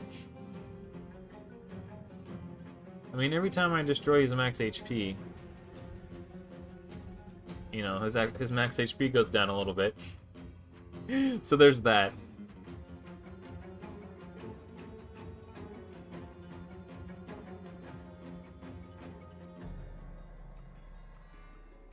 Yeah, I mean, she's almost dead.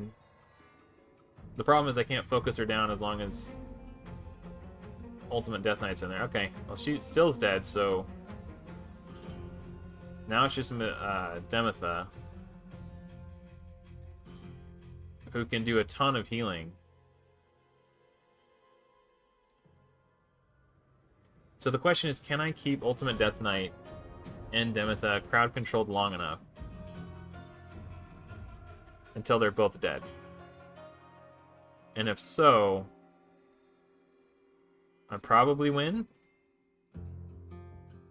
Okay, we're winning the coin flips now. Turns out Yakarl or Ultimate Death Knight can't really heal if he can't get a turn. He's healing from his passive because Haikatoon is in a Guardian set.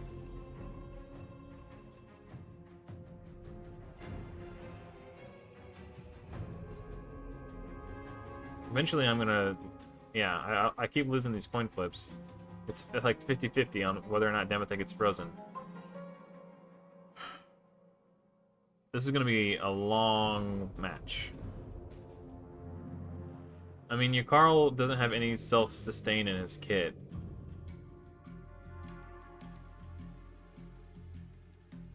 Wow, I lost both coin flips there. The fact that I can't... I think I lost. Your Carl doesn't have any healing if she... Yeah, it's over. Their Ultimate Death Knight is getting passive heals from his passive. Too awesome to die because of Haikatoon's Guardian set.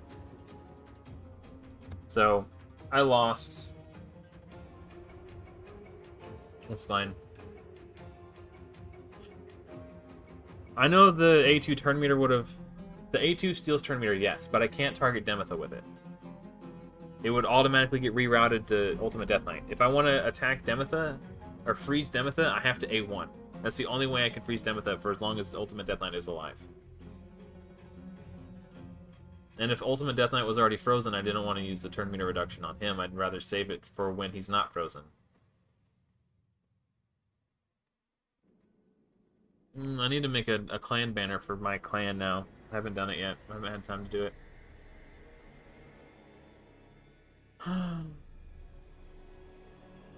Ultimate Death Knight just complicates everything. The fact that my Syl died, or not my Syl, my Sylvan Bowyer died before I could pick off the Ultimate Death Knight was kind of a bummer.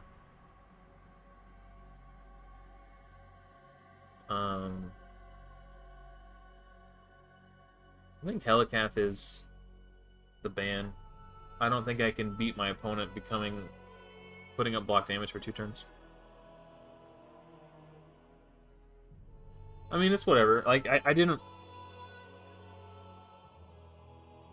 I mean, it's easy to backseat game when you're not the one in charge.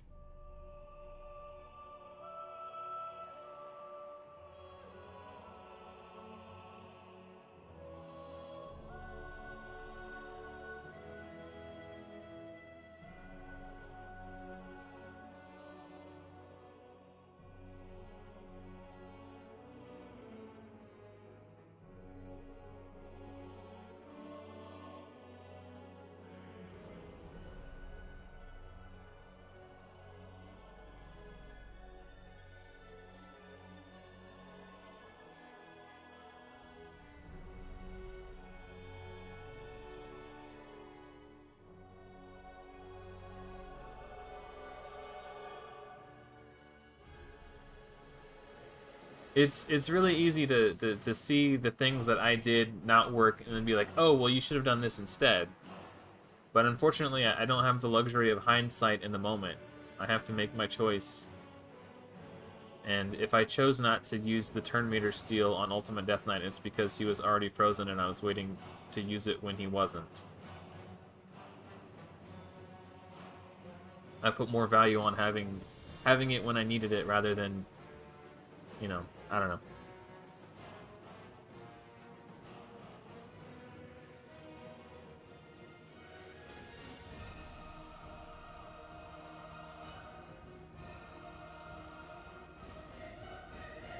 Yeah, honestly, I didn't feel like doing live arena for a long time too, and then live stream chat goaded me into it one day, and then it was a lot of fun. Like my first time, like as soon as I unlocked live arena on this account, I tried it and I got smashed by people whose accounts were significantly more developed than me, not only by like the level of their account, like the account level, like level 84 compared to me being level 70. Also the champions that they were using. They're just smashing me with all these like super pay to win legendaries. There's literally nothing I could do. So I was like, well, forget live arena. Not interested. Well, I probably lost.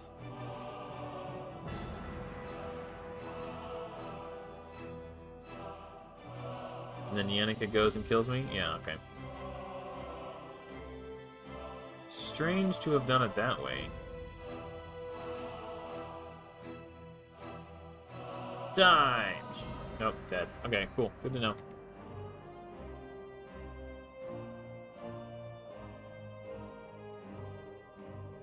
Yeah, the Hydra upgrades would be nice. I honestly, I didn't even like.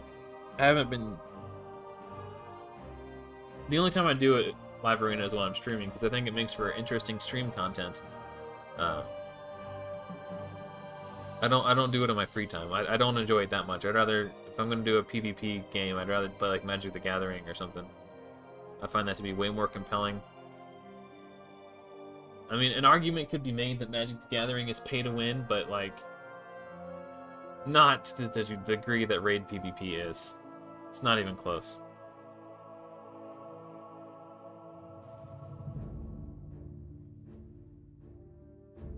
Like, I've got a burn deck that uses, like, let's see, 57 of the 60 cards in that deck are either uncommon or common, and it still is super good. Because it's about the synergy that the cards have together, not necessarily the strength of any one card.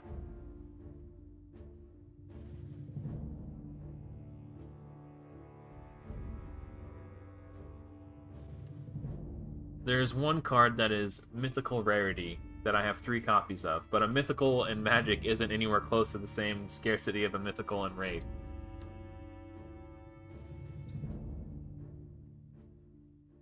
Like, you can actually farm the mythics in Magic the Gathering just by playing the game.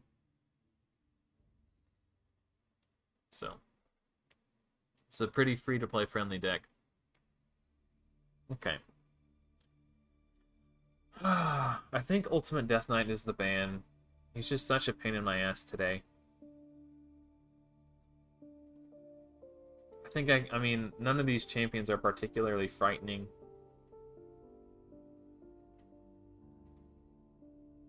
I'm surprised more people aren't banning Yakarl.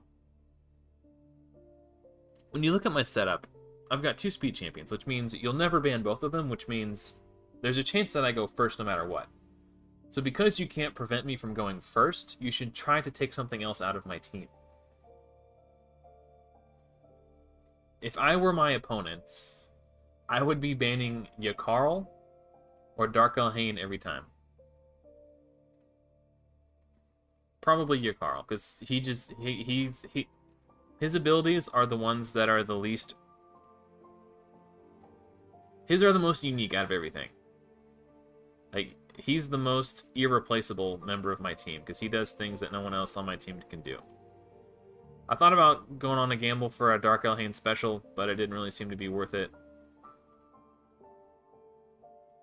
I thought about single targeting Seal of the Drakes, but I thought I was pretty confident I could secure a kill no matter what, so I figured it might be worth it to try to get some splash damage across the whole enemy team. I don't know if whatever his name is, Mr. Sunshield, I don't know, Helior, I don't know if he hits hard or not. You got 3 seconds to figure it out, buddy. Some of my opponents are fairly new players. Others are, like, level 90. It just depends on the account. Today has been a lot better than days past. There have been some days where, like, every other match is against a level 90 player. That was fun. And what do you mean fairly new players? I think I played against 3 people that were at or below my level today, out of the 10. Like, the guy who had Ultimate Death Knight was level 78. So he was a higher level than me. Which means he's going to have better gear. Like, the first person I played against was level 54. And then I think I only played 3 people that were at or below my level. Everyone else was higher level than me. No, it's not to level 99. My old account that you saw where I'm auto-farming Doom Tower and I pretty much beat the game everywhere except for Centranos, that account's not even level 100 yet. I think it's like level 91. So if you think that account is a new player, then you're smoking something. Or you're just backtracking to try to justify your argument. Either way, I tend to disagree.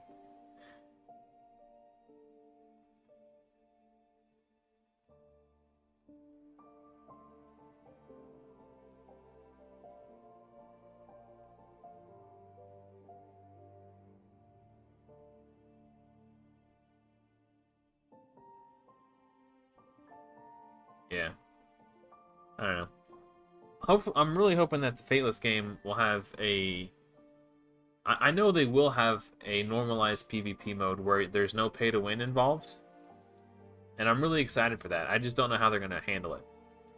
There's this game that came out recently called AFK Journey, who also had a normalized PvP system. I really liked the PvP mode, but the rest of the game in AFK Journey around that really cool game mode sucked. So I quit playing the game. It was just a bad game. But the fact that they had non-pay-to-win PvP was really cool. When I was playing that game mode, I was rank 4 on my server.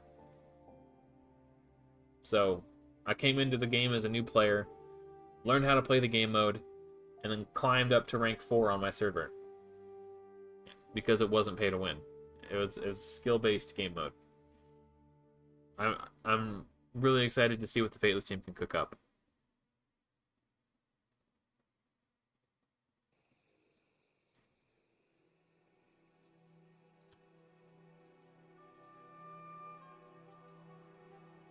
In a game like Raid Shadow Legends, knowledge is power. So, and I'm not trying to say like I'm super smart. That's not what I'm saying. Like the more time you spend becoming a student of the game, the more success you will have. And I am the type of person who obsesses over things, and I fixate on things, and I go so hard at times. So I have learned a lot over my years playing the game. And as such, I was able to beat the game free to play on my old account. Now, I keep saying beat the game. New content has dropped since I quit playing on that account, but at the time that I quit playing, I had beat all the content. So the game was no longer challenging, and I didn't feel like my time in the game grinding every day was... I did not feel like I was getting valid return on my investment time-wise and the amount of time I would have to spend in the game every day. It didn't feel like I was making meaningful progress. So I got bored and I quit, because there's nothing left for me to do.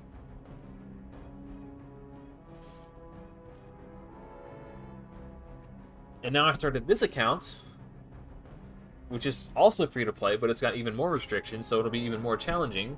Hopefully it'll keep me occupied and challenged longer, and therefore engaged with the game longer. And now that Centranos is out, that gives me a whole new layer of challenge to take on. I tried to get into Centranos on my old account a few weeks ago, but I just wasn't really interested in doing it because I was so far removed emotionally from that account, I just didn't have the motivation to try. So I was no longer emotionally invested in the progress on that account, so I couldn't bring myself to like legitimately put effort into clearing Centranos. I did not do Fire Knight 10 hard, but I never really tried to. I pulled a Valkyrie, I leveled her to 60, I grinded out her masteries, I booked her, but I never put a single piece of gear on her. I probably could do Fire Knight 10. Like I said, I just lost motivation and stopped caring. I guess that was the one area I didn't actually beat, but I didn't really care about beating it because of how cracked it was. How ridiculously overtuned it was. I was like, yeah, this is stupid. I don't even care. It's like Bommel 90 to the same extent. Like when that boss came out, it was so ludicrous. They could nerf all the stats of Bommel 90, like hard mode, by like 25%, and it would still be a very hard boss.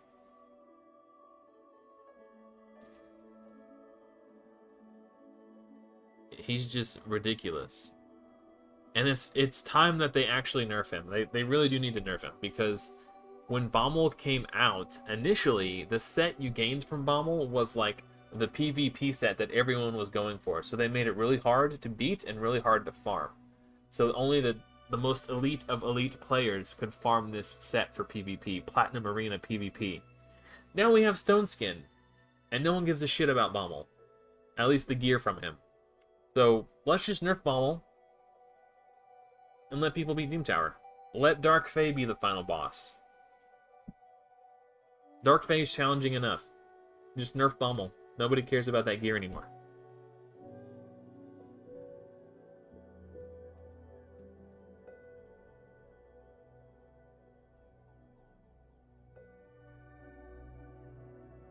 Yeah, well, the issue with Shogun is that it's gatekept by your progress in Iron Twins. So if you can't farm Iron Twins to ascend your champions, you're not going to progress in Shogun. That's to me, that's just it's stupid. Like your champions have to be like 5 and 6 star awakened, or he just becomes too hard. I mean, I'm sure there's ways to do it where it doesn't require everyone being 5 and 6 star awakened. I'm sure there's some teams out there that but the progress in that area is specifically gatekept and tied to progress in a separate area. And the area that it's gatekept behind is extremely difficult too. So if you don't, well, things may have changed since the nerf. Until recently, you would need like either an unkillable team to do it, or just ludicrous gear. So, yeah, I don't know.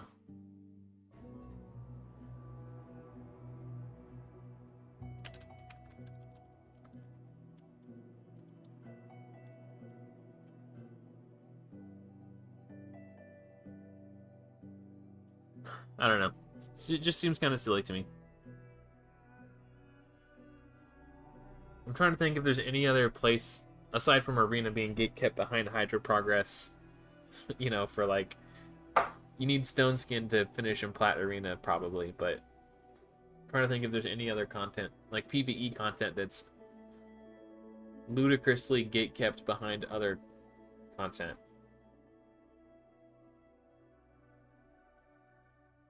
I don't think there is. I don't think there's any other dungeon or game mode where you have to have something from this specific piece of content in order to progress over here. Like, you have to have awakenings on your champions from Iron Twins to beat Phantom Shogun. That's the only thing in the game I can think of that's like that.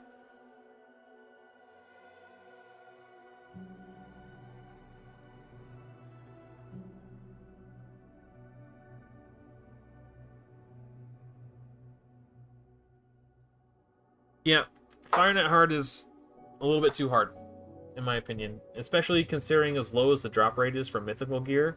And the fact you can still get 5-star rare gear from gear drops. It's stupid. It's not worth... The juice isn't worth the squeeze. Which is why I never bother... Like, I have the champions to do it, I just don't care. Like, why would I stress about building it, like... I've got multiple ally attack champions. I've got Valkyrie. I could build a team to do it. It's just not worth the effort. Like, why would I put myself through that?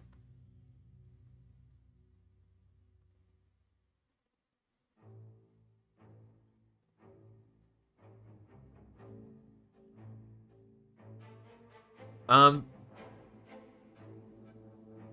maybe. I mean, you still need to.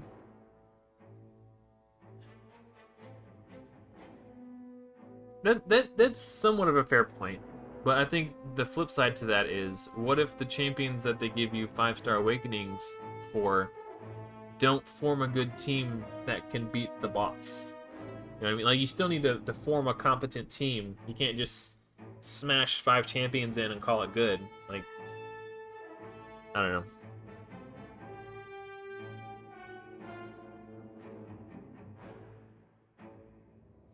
Yeah, it's good to go at your own pace. One of the things that I'm setting out to teach with this series is that, there's this like culture of FOMO within Raid Shadow Legends, and it gets perpetuated by some content creators talking about how every fusion is a must complete fusion and this and that and the other, like trying to generate hype, get people excited, click on their videos. And one of the things that I want to show is that you don't need to do any fusions to beat the game. You don't need to rely on shard pulls to beat the game. Or epic and legendary shard pulls. Your progress might be slower, but you'll get there eventually.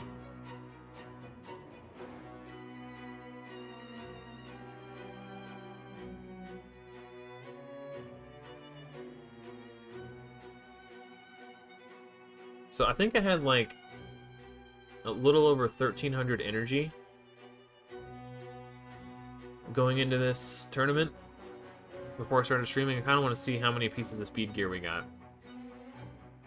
Well, congrats on Armand's, because he's a really good one. If there was one fusion to get, that was the one to get. He will be very impactful for progression in the game. Anywhere there's waves that you're struggling to beat. And in Arena. Yeah, Nut is a good one too. Or Newt, whatever. I don't know how to say his name. Newt, I think is what they called him in the Call of the Arbiter series.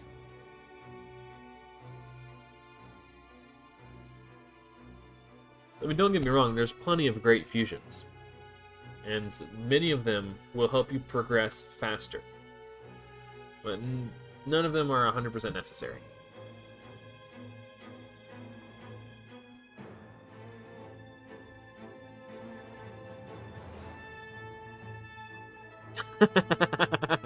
He is pretty nuts, isn't he?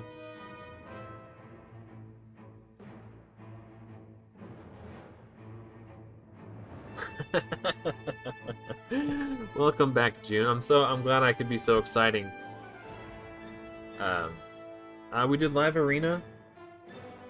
I was complaining about RNG in competitive game modes.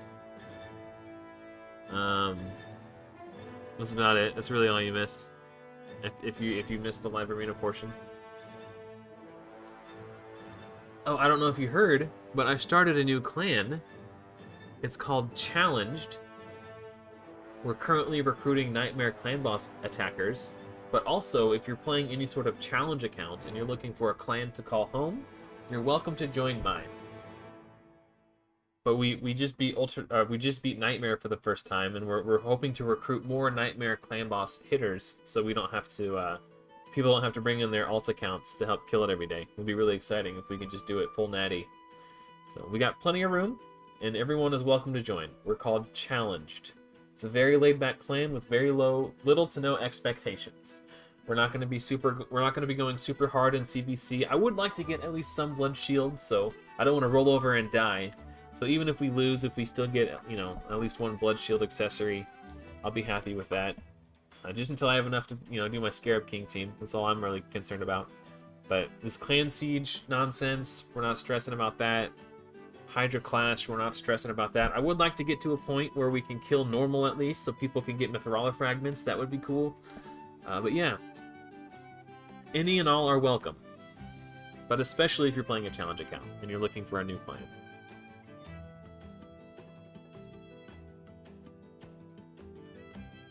Oh, I know you heard about the cult. I was just using that as an excuse to plug the clan again. For the people who are coming in and may not have heard about it yet. Yeah, it's gonna be a while before we down Ultra Nightmare. But I totally get it. There's no pressure. There's no, you know.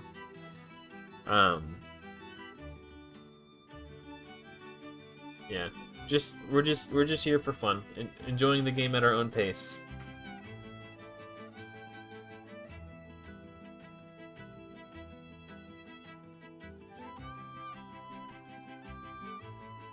Well, once we get to Ultra Nightmare, I'll be sure to let everybody know. So, it'll probably be easier to recruit. But, we're on Nightmare currently, so any and all Nightmare Clan Boss hitters who want to get in on this, you're more than welcome to join us.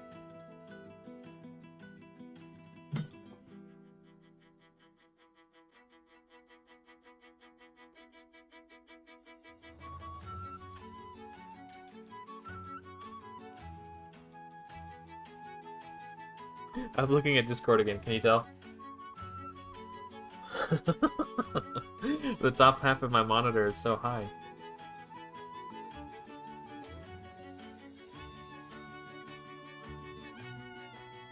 After this run... Nah, we'll go over it in a little bit. I'm starting to get hungry. I'm gonna have to get some food soon. So I think this is gonna be my last run. So, I'll go ahead and pause this music. To everyone who tuned in tonight, thank you so much for watching. For everyone who contributed to stream, thank you. Or to the stream chat. I appreciate your cooperation, your contributions. Thank you for hanging out with me tonight. Thank you for backseating me during live arena. I couldn't have done it without you guys. Uh, hopefully, I will see you all in another video soon. But until next time, everyone, take care and happy raiding.